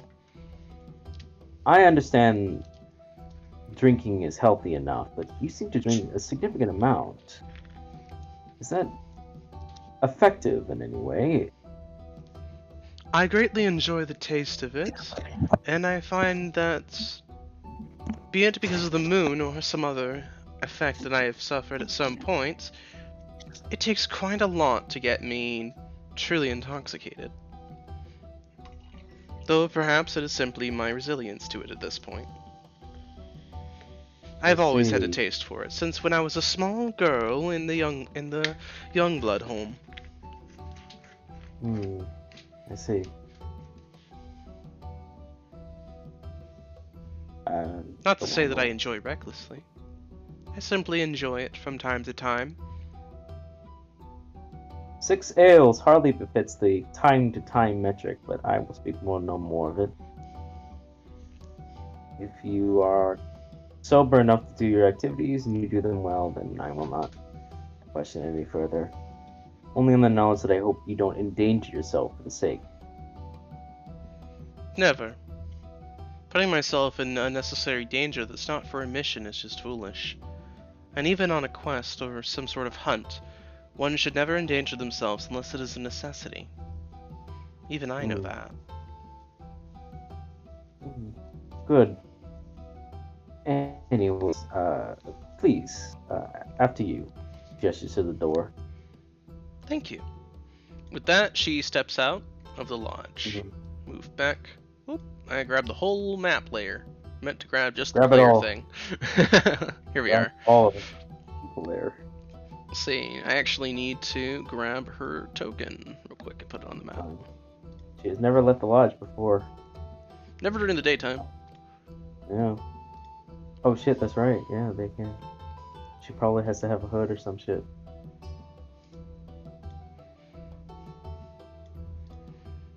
So as she steps out, you see that she squints for a moment in the daytime, and she actually pulls her furred hood, which is part of her basic garb, over her head. Right. You see as she blinks a few times in rapid succession before turning to you. Shall we? Yes. I see you're also afflicted with the same sensitivity to light. Not to the extent my brethren are. See. On especially sunny days like this, however, it may as well be the same.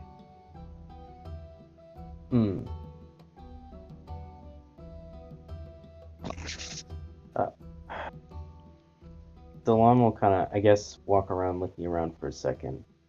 Noticeably looking at the different signs. Since he knows Sylvian now, he can just kind of find it out. Yeah. He's going to basically look for the marketplace. Let's see. I don't see an open market. All I see is a workshop. Strange. That is our general store. Ah, so it is a overall surplus. Yes. You can go in, Excellent. purchase ingredients to craft something yourself if you are so skilled, or if you simply wish to learn the trade. Additionally, you can hire him, providing to forge you or craft you something or obtain something. I have learned that he has many connections outside the villages, and I know he can acquire a few things that usually he would not be able to offer. If you bring him ingredients and request a certain item to be made from him, he can make it for you. I see.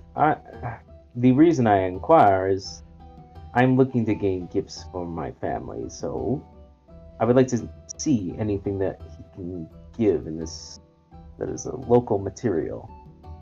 Ah, Something gifts. of a souvenir as such. Of course, of course. She begins walking towards the workshop. Hmm. I am curious, what kinds of gifts and for whom? Well, hmm. Tell you what.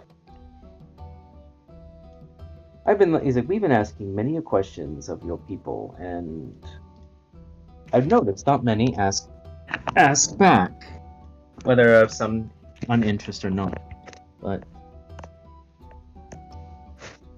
you're the first person that has shown even an inkling of desire to know anything about the outside.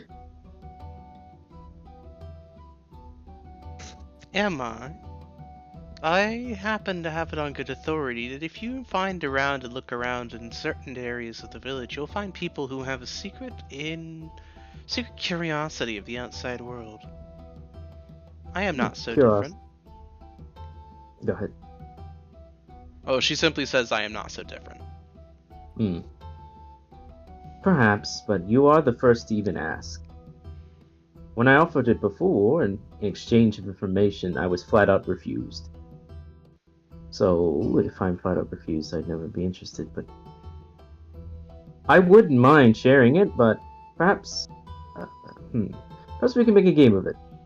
I'll exchange one piece of information, I'll ask you a question, and you can ask me one. And I'll play it fair since you've been so open. I'll answer any question you wish to ask. Within reason, of course. I see. You seem to enjoy your games, so I thought you'd like to play along. I quite If you are enjoy the uninterested, of idea of course. this, actually. Let's see, my first question then. Any question I may ask? Within reason, of course. Of course, of course.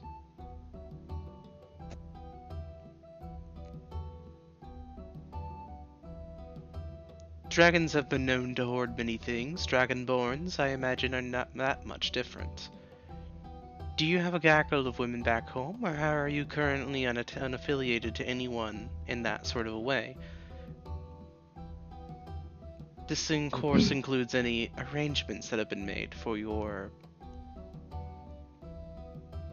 marriages or unions. That is quite the question, Lady Aramu. Is it not within Especially the reason? first. How so? I figured it was within reason, as it is a question about you that will also reveal a bit about your culture. And you did say that the first question was a freebie. If it's free, I desire to make it the most useful that it can be. Yes. Very well. I will answer honestly. In our culture, there are many. Dragons do, from what I've experienced, hoard.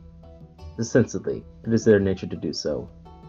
The green dragon, from which I meant, hoards many trinkets and items of value. The blue dragon hoards knowledge of some such. I've heard the red dragon hoards power, authority. He desires all of upon it that can show a symbol of it. As for the pearl dragon, she's a bit more difficult to put down. She admires her isolation. She desires peace and diplomacy. I think, if I may be so bold, I think her ladyship desires connections and covets connections far more than anything else. She has a hoard of treasures and items and trinkets, but connections, I think, is her desire, I think, more than anything else. As for arrangements, King's Landing and the such, yes, marriage arrangements are made, but usually in the noble silk court. If you are not a family of great value, they usually don't do so. And with with those in the working class, or those working or in the fields, it's more happenstance, perhaps between families or villages. They might arrange something, or if a knight should be passing by and find a lass of his desire or interest, they might court one another and and enter into a union, which would be a boon for her, of course, to be then welcomed into a knight's home and family. As for myself, at this time, no, I do not have any arrangements, though once upon a time I did. I see. What happened to the prior arrangements, if I may ask? One question at a time. Ah, but that was my freebie. This one, I you think will be able to ask me a question in return. Cheeky, cheeky, fine. He thinks on a second. I was once given a arrangement they pulled out after I made a crucial decision in my life. And I am no longer arranged to that family, despite their now attempts to, from what I'm told, to change that. I see. Alright, your turn. Thank you.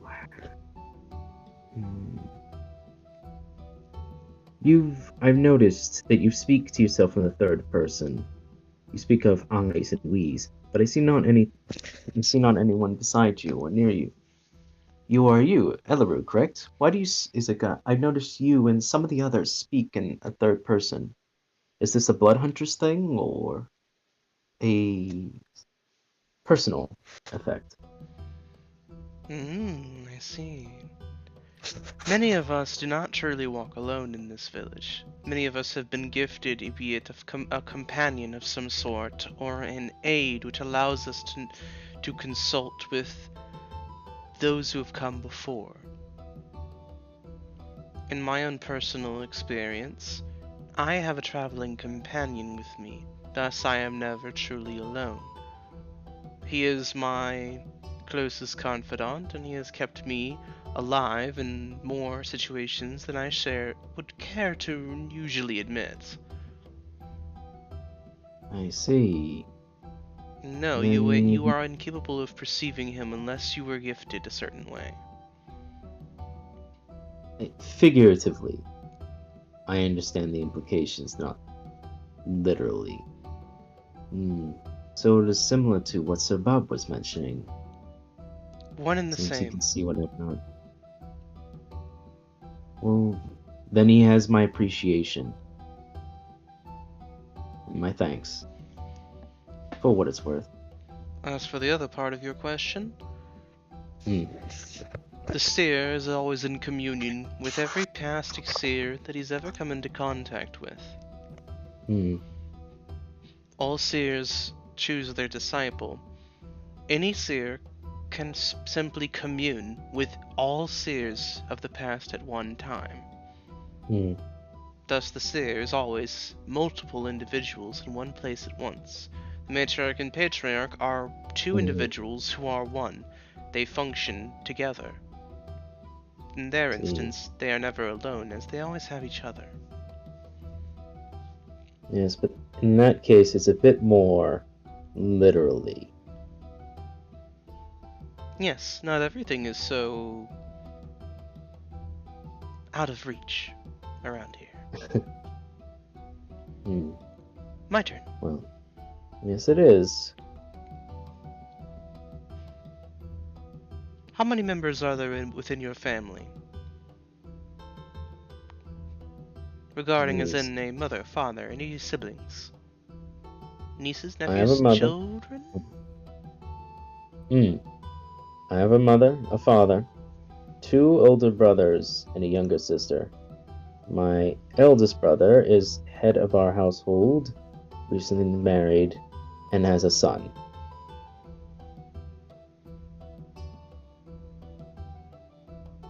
I see.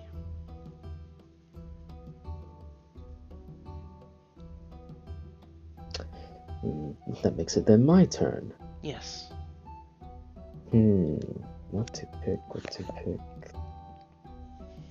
Delon's being a bit more playful. He's tapping his chin. What to pick?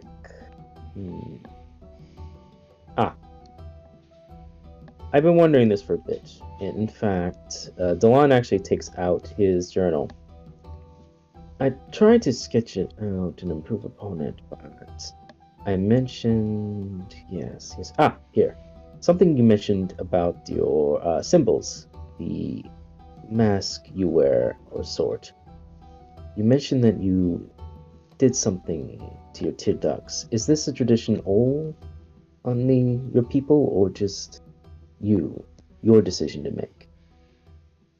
Only us blood huntresses are required to fulfill that specific obligation.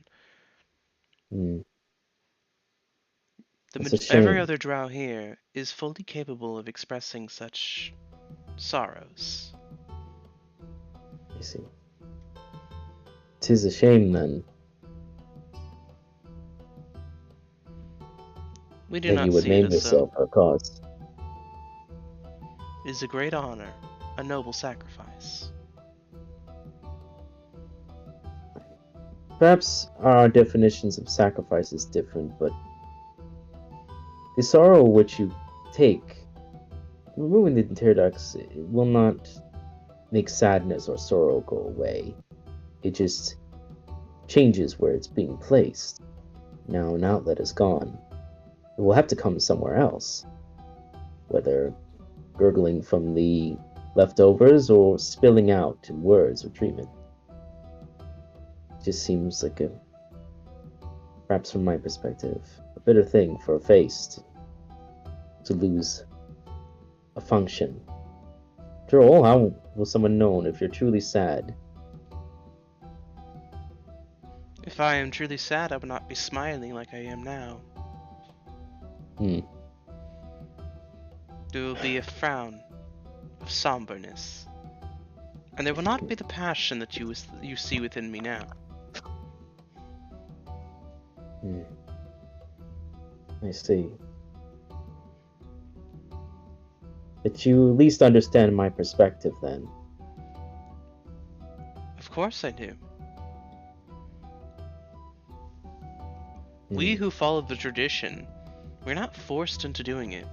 We do it of our own volition, and we of the sisterhood make sure that we tell any initiates exactly what they're signing up for beforehand. It's not some once you do it there's no turning back, and you weren't told of the consequences beforehand. You were told everything up front, and if you are afraid, there is no shame involved.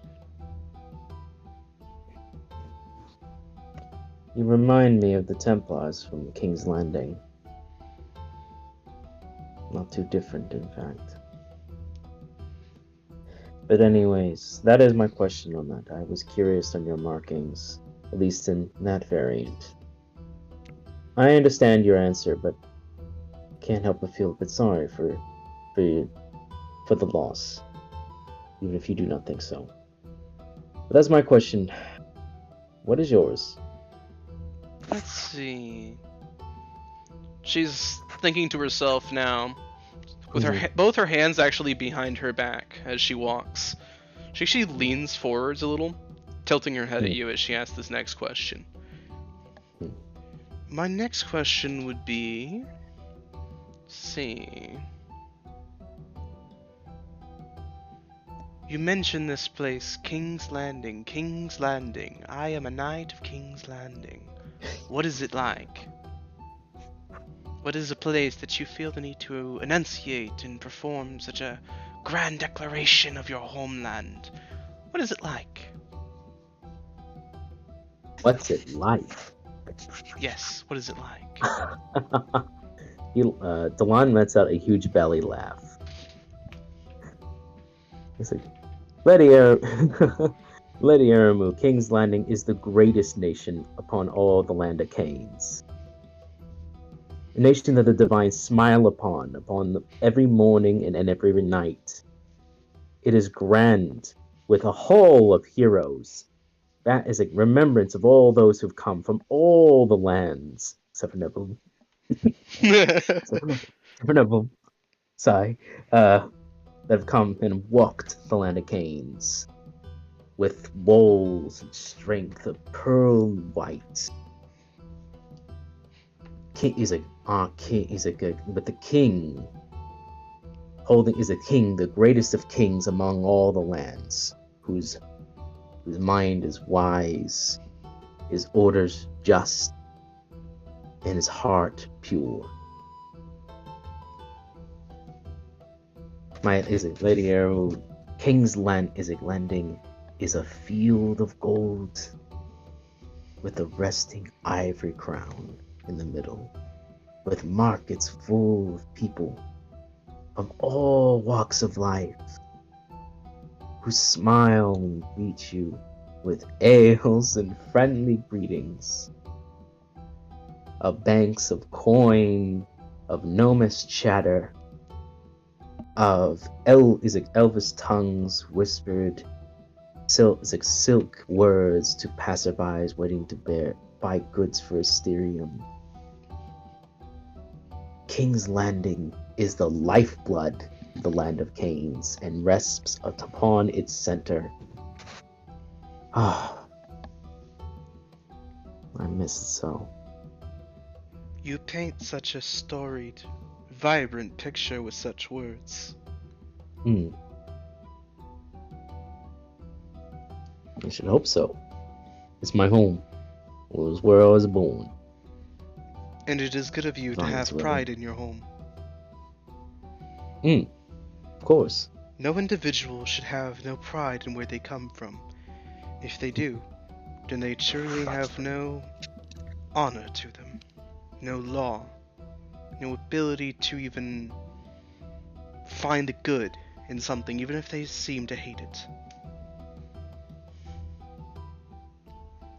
You say that as if, like, you speak from personal experience. Is that your question?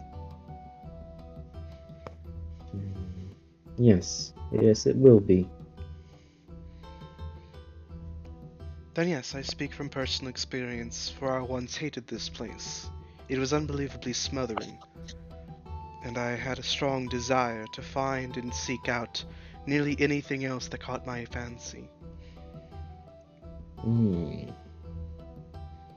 In time, I found a calling, one that I was unbelievably good at, and I found purpose in it. In the sisterhood, I found a family, and in the sisterhood, I learned a new appreciation for many things in my life. I do not hate this place anymore. She actually, almost seems to say this part as if a little afraid to say it out loud, though. Yet the smother stays the same.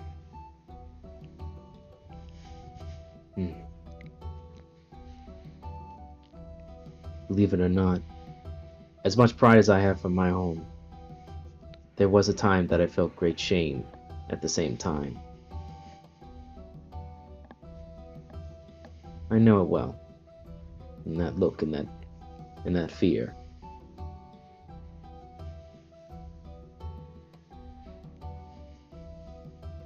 I see. I will say this, though.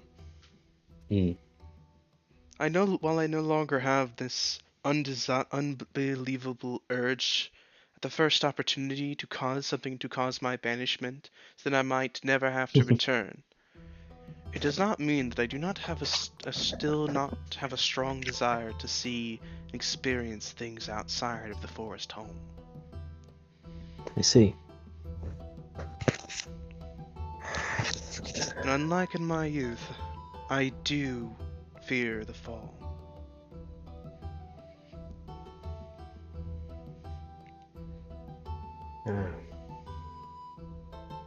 But that was my question. You are now yours. Indeed. She perks up again at this. Let's see then.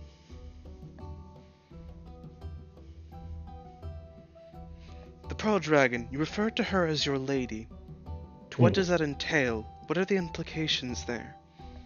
A gentleman around here refers to his lady as one that he is currently courting, who he intends to make his wife.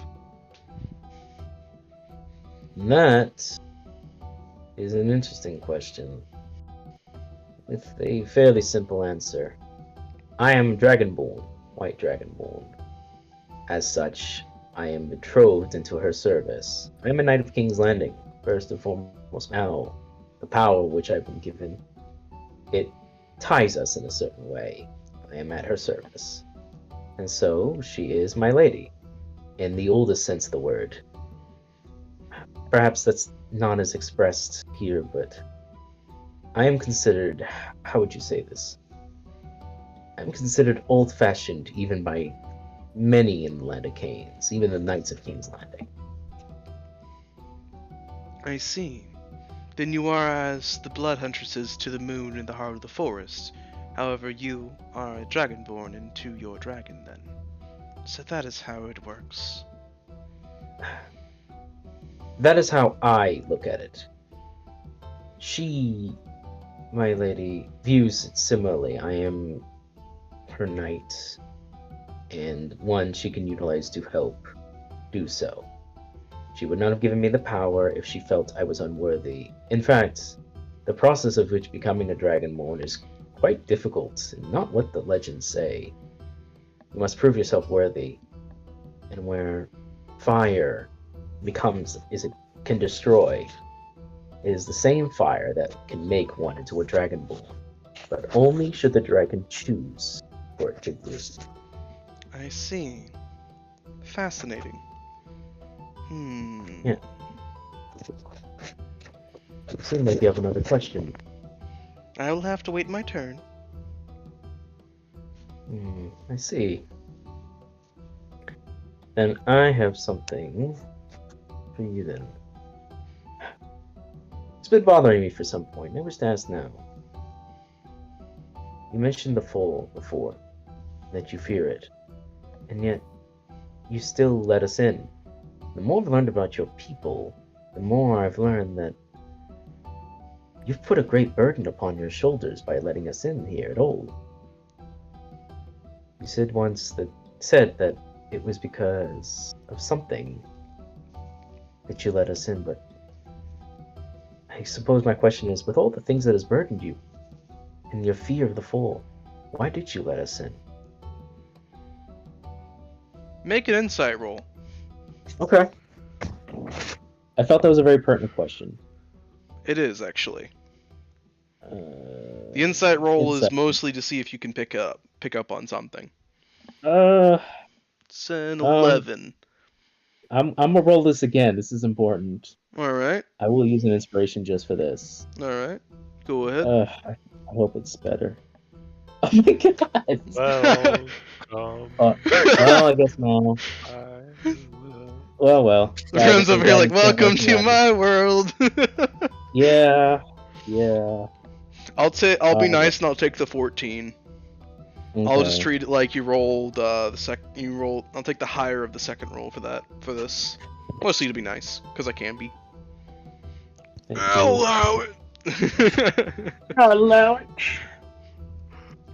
But alrighty, so with a 14, as you look at her, as you ask that, an almost remorseful look on her face appears for a brief moment before it's covered by her smile again.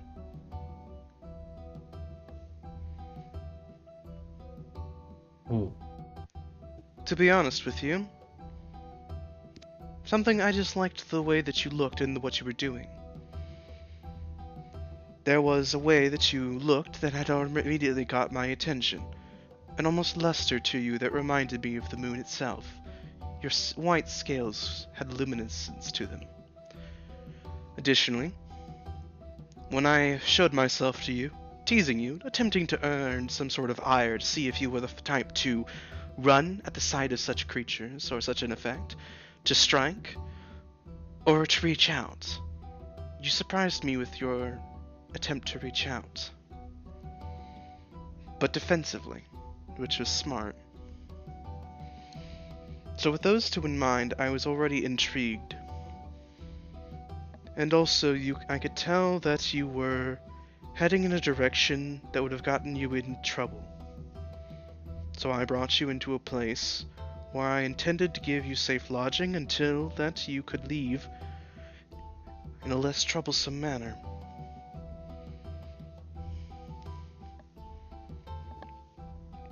That's interesting. Like, Delon's like, did she actually answer the question? She kind of did, but she didn't quite. But she kind of did. I'll allow it. I'll allow it. I'll allow it. It's like, okay. I see. Is your question again, then, Lydia? Alrighty then. So you mentioned you were old-fashioned by the standards of the Knights of King's Landing. I am curious, what are they like now, versus the old-fashionedness? What have you heard? Nothing. Simply that you are barbaric brutes who burn trees down. You are no barbaric brute burning down trees. Well, except for the trees farther out, but that has been forgiven.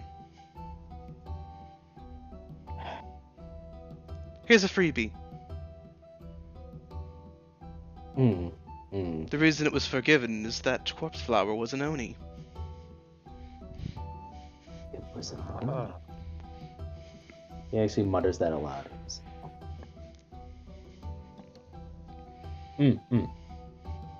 I guess to get to the current. I'm considered old-fashioned. In my family line, I am descended from a great-grandfather who joined the Templar Order. And from it, he was able to establish it. But the Guillemets family has existed even before we joined the Templar Order. We were just a lesser family in that aspect. But we lived and thrived as working and small merchants and all that. But it was my great-grandfather that took the plunge and became a Templar, worked and became a strong member of it. Knights now still employ a measure of diligence and respect, but honor, gallantry. Oh my god, I can't think of blanking. Honor, gallantry, and mercy. These are the three pillars of King's Landing. I believe in these points. I stand for them. I will live for them. I will die for them. They give me strength when I am weak. They give me guidance when I am lost. And I hold to it. It also makes me fairly predictable, which is why I am old-fashioned. I see. Mercy, though.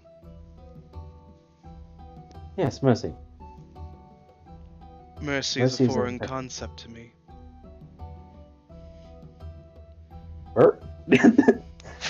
You can see him immediately, Spock eyebrow perk.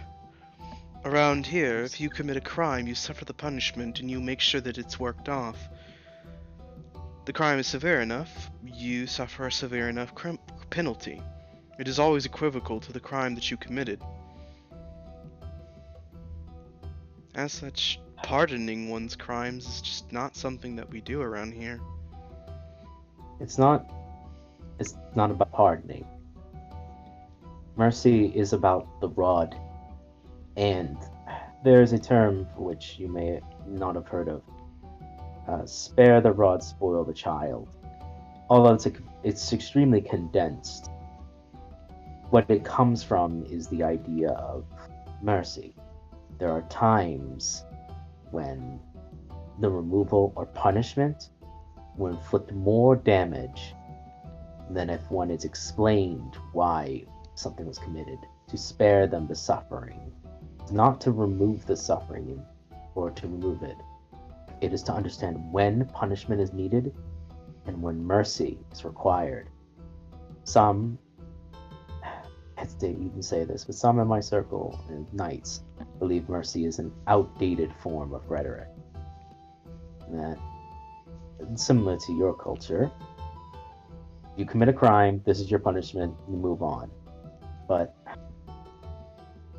I'm beginning to see that even more so why such a tenement was so powerful. It is the less obvious of the pillars, but no less strong. I've had to make decisions on those that I otherwise many knights would have chosen otherwise. I see. Mercy is important. Sometimes to forgive gives more life than to punish and create resentment. And sometimes to forgive in the wrong moments will allow evil to fester, and one must be able to know the difference between the two, which is why it's fallen out of fashion.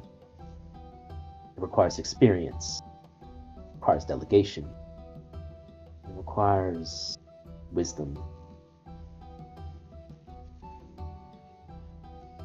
So as you say all this, you notice that her pace has slowed, and she's actually looking down at the road as she walks. Her smile is currently gone.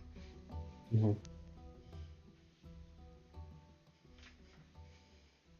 No music back on? I was just letting you know. Okay. It's just like looping Yeah, essentially. it's like, oh no, serious cutscene. Is Lady Emma? She immediately perks up. Yes? What was that? I was thinking on something. Is it a question? Perhaps. But not a question for today. I see. Question for the near future, I think. As you wish. The ones that think suffer a bit. You know, your training, from what I've seen with Lady Eleanor, is not so different than our Templar training in King's Landing. I'm surprised. Around here, it is an incredibly strict and harsh level of training. We make sure that we tear you down, but we rebuild you back up. We keep all of the fundamentals, everything that you're already good at. We just make you even better at it. Every blood huntress has a skill that they are truly a master of. I never said that my training was easy. In fact, from what I'm told, only the best of knights are picked to be Templars or to participate in the training. Only the best hunters here are picked to be blood huntresses. As you see my connection between the two. Yes, I see that. That is rather curious, isn't it? Just means that we make similarly strong warriors, but it is a shame, though. It is I suppose, a shame in the circumstance. I'm glad you succeeded your path. As much as I say about my Templar training, he hesitates for a moment. He doesn't thinks.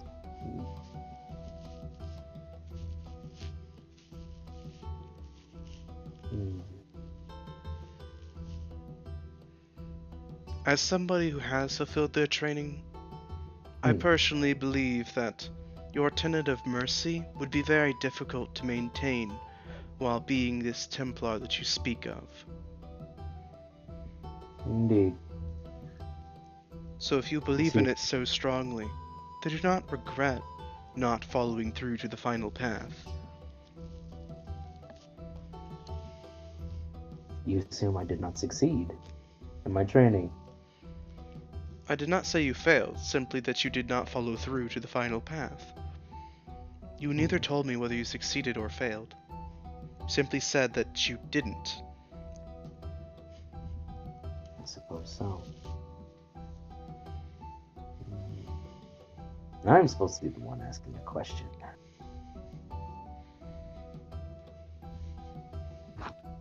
Let's see. I'm running out of questions, honestly. Well, then allow me to ask a question. What gifts do you require, and who are they for? Well, that's quite simple. There's one I wish to see your people's goods and skills, and I wish to make gifts for my family. I've already gifted some things to everyone, but I want something unique, something they'd never get otherwise. And your people makes sure they make wonderful things. It would be I would never forgive myself, but I didn't pick up a number of items for my family, and of course for my it's like my family's servants as well. See, as she gives a surprisingly confident smirk and walks into the workshop. Then allow me to make sure that you get something for everyone. Starting Thank you. first, you have a brother, an older brother, who leads the family. I do. She walks up to the front counter and holds up a finger. Then she holds up a second one. One piece of moon steel, one piece of star steel. Alright. Whatever you need, Aramu. Going on another long quest and need gear? Something akin to that. You said you have a second brother, slightly above you. What is he interested in? Wine, women, and music. She holds up 3 fingers, one right after the other. Give me an ivory flute. Give me a truly vicious bottle of wasp honey ale. Oh Lord. He dead. And give me some beautiful flowers, exotic, specifically from within our territory. Alright, odd request. Just mentioned your brother has a wife. In that case...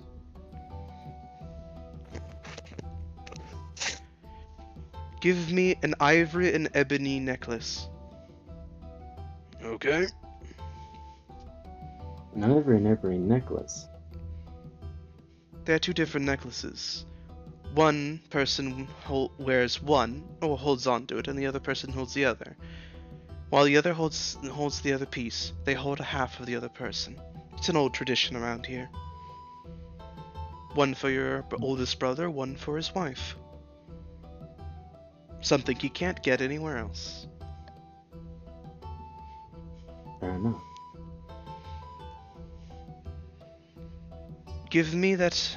Yes, give me the onyx blade. The dagger? Yes, the dagger. Alright.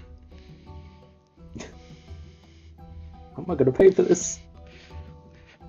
This is for your brother's spoy. A dagger. An onyx dagger. All boys deserve a dagger. When they come of age, they are taught to wield it, and they are shown the proper and responsible ways to own it.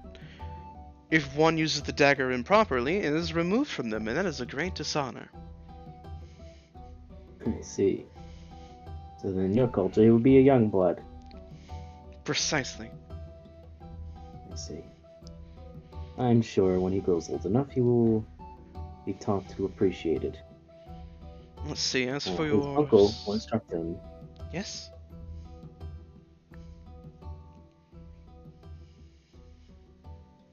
What of the uncle? No, uncle referring to myself. Ah, I see. She seems legitimately a little bashful at that, and then turns back to the merchant. Now, sister, is she martial like yourself, or is she more into the fair things in life? She maintains our home. She helps remedy the area, and she is very adamant about doing so herself. She's very curious and inquisitive. You'd like her. I see. Give me 1 bag of the mushroom fertilizer, as well as some seeds. Which seeds? 1 of each. Not enough. Not a whole bag of each, but more so a small parcel, a pouch, of each kind that you offer. For a garden, I see. Yes. She can grow plants that don't grow inside King's Landing, that only grow here. And the fertilizer is extra potent. It should make sure that just about anything she puts it in the ground should work quite well. That is very generous of you. Thank you. I'm sure she'll love it. Alright, Aramu. Very odd request mission. Should I put it on the usual tab? Yes. Alright then. That'll be coming out of your ale money, you know. I can afford it.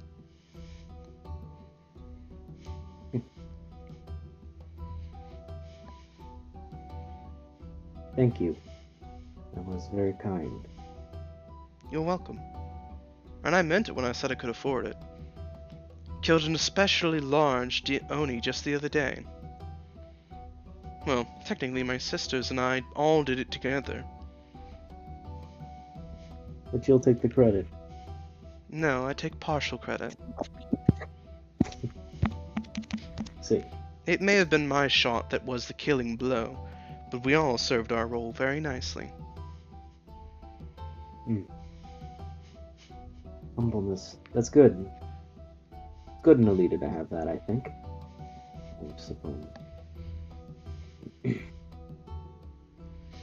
Solana, I guess they'll start making their way back. She follows. This was nice.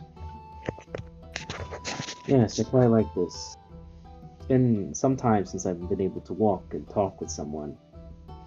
I used to do so quite often when I was in King's Landing, but that road has not led me back there in some time. I see.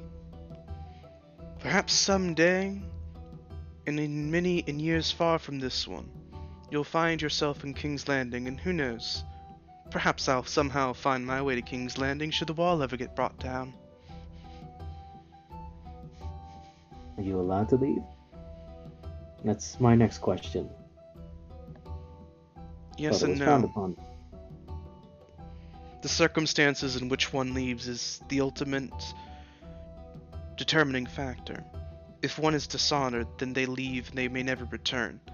If one leaves in honor and willingly, then they may leave and they may only return as a visitor, a foreigner, similar to yourself.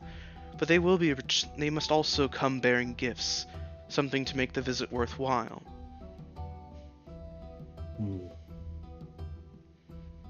I know that feeling all too well.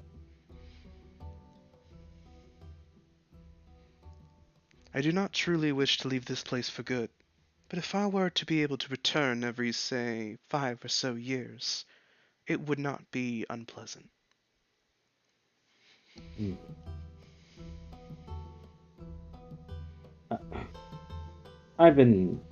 We've been walking for some time, and even in circles. I'd like to ask this now. Last night you said something that I will admit shocked me. That were you serious about what you said? Yes.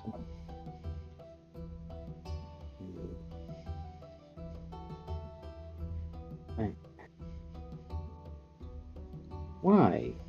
Like he almost just says it like absently, like. She just turns to you fully with a very baffled expression. Why not? I am a foreigner. Why would and You have caught my attention. That is all. I am interested. You interest me. You're fascinating. You're interesting. You're also very consistent. And something about the way you carry yourself is quite dashing.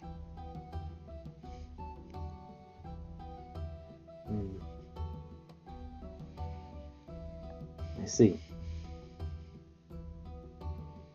I see. I will take your compliment then. And your appreciation. Good.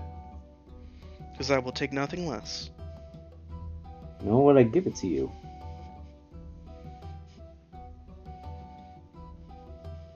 Rest well tonight, for tomorrow I will guide you out of the village. Tomorrow, you say. Will we leave in the morning or evening? Morning. Morning. I see.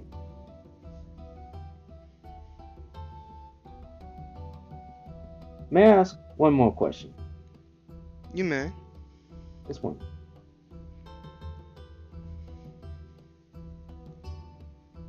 If you were to ever leave, what would you do? Very first thing you'd want to do if you ever left here. I have absolutely no idea. None. Absolutely none. I've never actually believed that I would truly leave on good terms, so the idea of thinking about what I would do if I left felt cruel. I figured it would come naturally when I got there. Naturally, at the time that you would leave. If it ever came.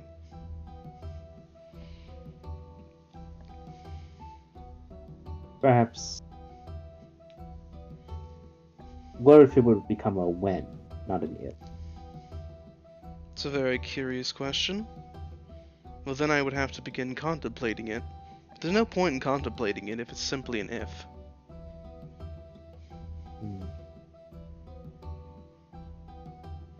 You see. Shame. I always delight in the winds on occasion. Nothing gets rid of Joseph's flowing, thinking about what may be and what could be. Around here, it's best to keep your goals realistic. Well, then I am thankful, like all the divine's light, that I am not, at this time, a Sylvian. I'm going to add that he speaks. I'm going to say that he says that. And then this part, I'm going to say that he speaks Sylvian when he says this. And I think you should consider your options always, Lady Elliot. You see her give a smile, but she actually says nothing to that. And then I'm going to give a nod, and I'm going to enter back into the inn. Alright. I did most of my business. Very nice. Oh, I wanted to know more about alchemy, but that time will never come now. Maybe later. It's okay, Maybe you later, have a hopefully. master alchemist with you in the party, actually. Alchemy! Teach me more of this magic. Let me imbue my sword with magical bullshit. Yeah. But alrighty. Alright, I come back. I said Gilda, senor! So when you return, give me one moment. I take your time, man. Eleanor is at the table. We boost her health back up. She didn't die from an OD, which is very thankful. No, she just was always low health, that's all. Perpetual state of low health while training. Spare the die. We're gonna spare the die. We're gonna get out of this. She'll be fine. By the way, Just Ram, works. great portrait. Giraffe sounds. I literally don't get it. Giraffe don't make sounds.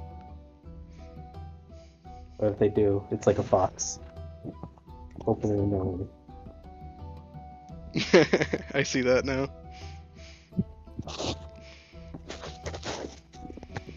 But alrighty.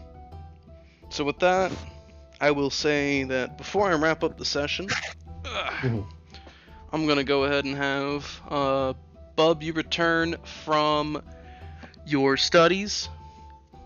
Delon, you see when you return, you see that Eleanor is sitting at the table. Gildas, Ophelia, and Yorm are there as well.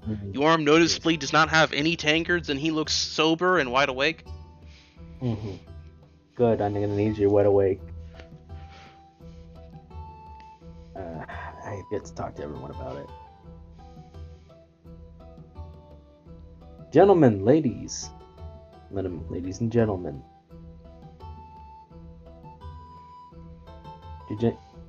So Gildas, did you pick up everything? I got everything I wanted, yes. Excellent. Did you? I did. I was able to pick up many gifts thanks to Lady Aramush's kindness. I think my family will be very happy with what I've selected for them. And out of character, did you pick up the thing for Eleanor? Or did you Did forget? I? Did I? The goods that you ordered it's in basically the goods that you ordered, essentially. He's like, I've tallied it to be together. We'll pick it up in the morning. Actually, we may not have it till the morning.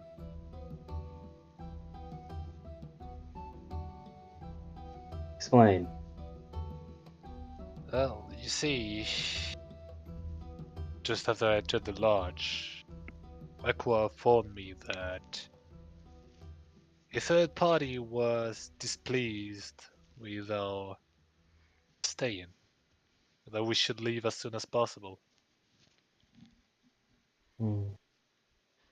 Eleanor actually And quirks a brow at that. A third party? that's what he said. What does that even mean? There is no third governing body here. And if he meant So the heart of the forest the- of the moon, wouldn't he have outright said it? Delon kind of glances to both of them and then leans forward. Actually, Lady Eleanor, that's not entirely accurate. There is a third party. One we know quite well.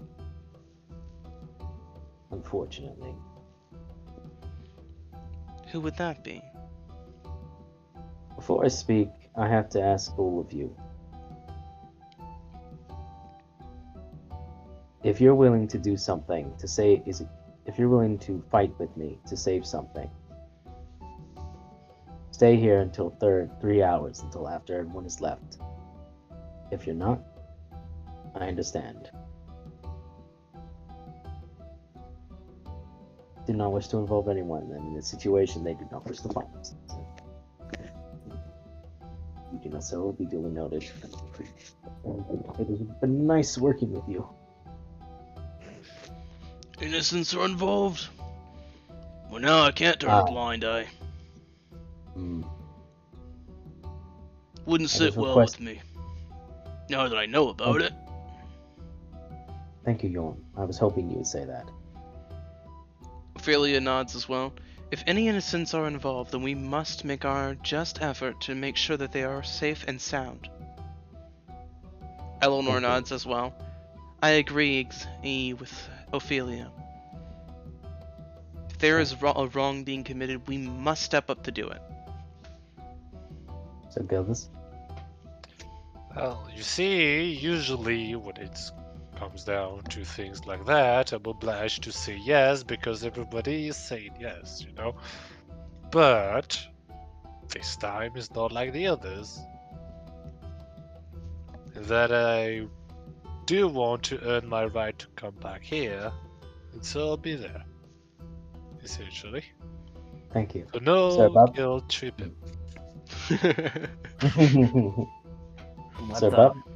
I finished my studies. Excellent. We have, if you're willing to join us later in the night, I have been given a quest by the Patriarch to help save innocents. Will you come? All right, let's do it. I was getting bored not having work. Literally don't need to convince him. Thank you. It's a job. Thank you. Let's do it. Pretty much. Thank you. I really appreciate it. Now, one last thing. Before we move forward with this, I must inform you. It's very likely that the individuals that we fight are the Red Magnus. As you say this, Eleanor actually frowns. That is complicated. I think this is the third party for which they've been speaking on.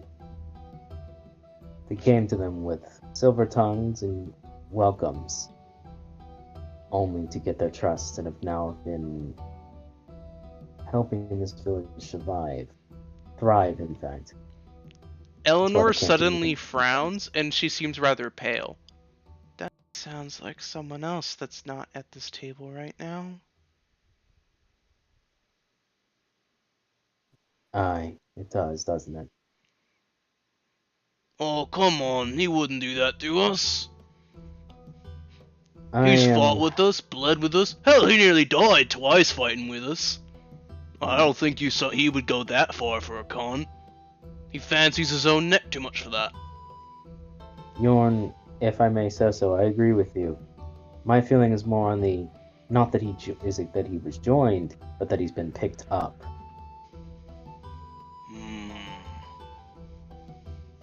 If he has a head on his price, a price on his head, the Red Madness might want him back, might want information from him. And that might be enough to convince him to pay. Time is of the essence. And I cannot turn a blind eye to innocence being hurt. To pursue, I wish to know that everyone's on board. Seeing that everyone is, everyone rest up, relax, and meet us 3 hours after the time is up. Meet us by the trapdoor. The Patriarch will ask no questions and will pursue further. I consider this will be a sting operation. Quickly in, quickly out. Hostages are involved. You notice as he talks, he seems to change into a more focus, almost like the Templar training kicking in. Very nice. So, we kill win. We make sure that we are approaching the situation. I will be in front. Gildas, be in the middle. I want you in the middle between it. You have ranged weaponry, and you're skilled with a hammer. Anyone who's in perception, Yorm, being Izuka, as you arrange, make sure we got our backs covered. Everyone else mix in between. Want to make sure that we're well regimented as we make our way in without being discovered. We don't know what we'll be facing, and I don't know exactly where we're going. That's up to the Patriarch at that point. Got it. So one small problem. Aye. We're doing a stealth operation. Aye. How in blue blazes do our firing range? Well, I've been informed on the Patriarch by agreeing to this mission, you have been blessed by the moon. And debt has been forgiven in this circumstance. As long as we limit the collateral, I think the moon goddess will forgive us. If a few trees fall. Yeah, but what about me blunderbuss? It's got a thunder crack to it. Yeah, not exactly a so. Nothing else.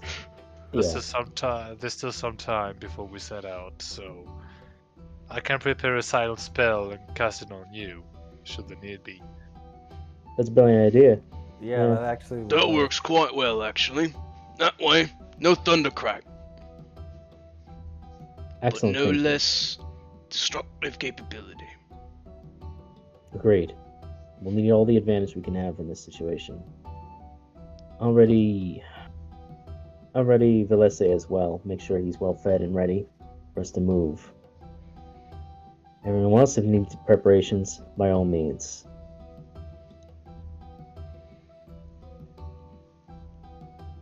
We'll be ready in the night. I will be ready. I'm already well rested.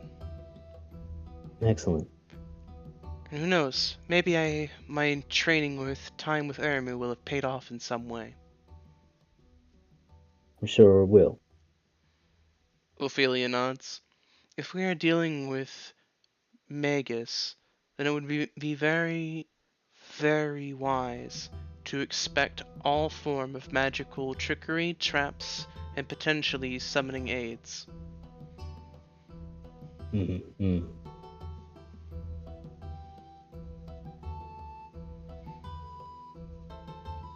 Alrighty then. So we got 3 hours to kill. And we need to stay sober, so... Yorm reaches into his pack and pulls out a pack of cards. Who's down?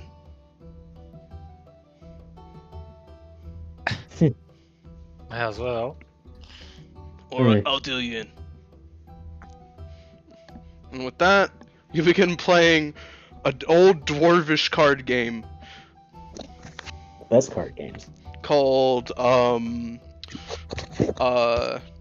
Slag and Gold, essentially. Rock and Stone. Yeah. For the next 3 hours as you just kill time. And next session, we will pick right back up with you all heading in and getting ready for the sting operation, and then heading in and then doing the sting operation. Wait. Thank you all for tuning in. Hope you have a good one.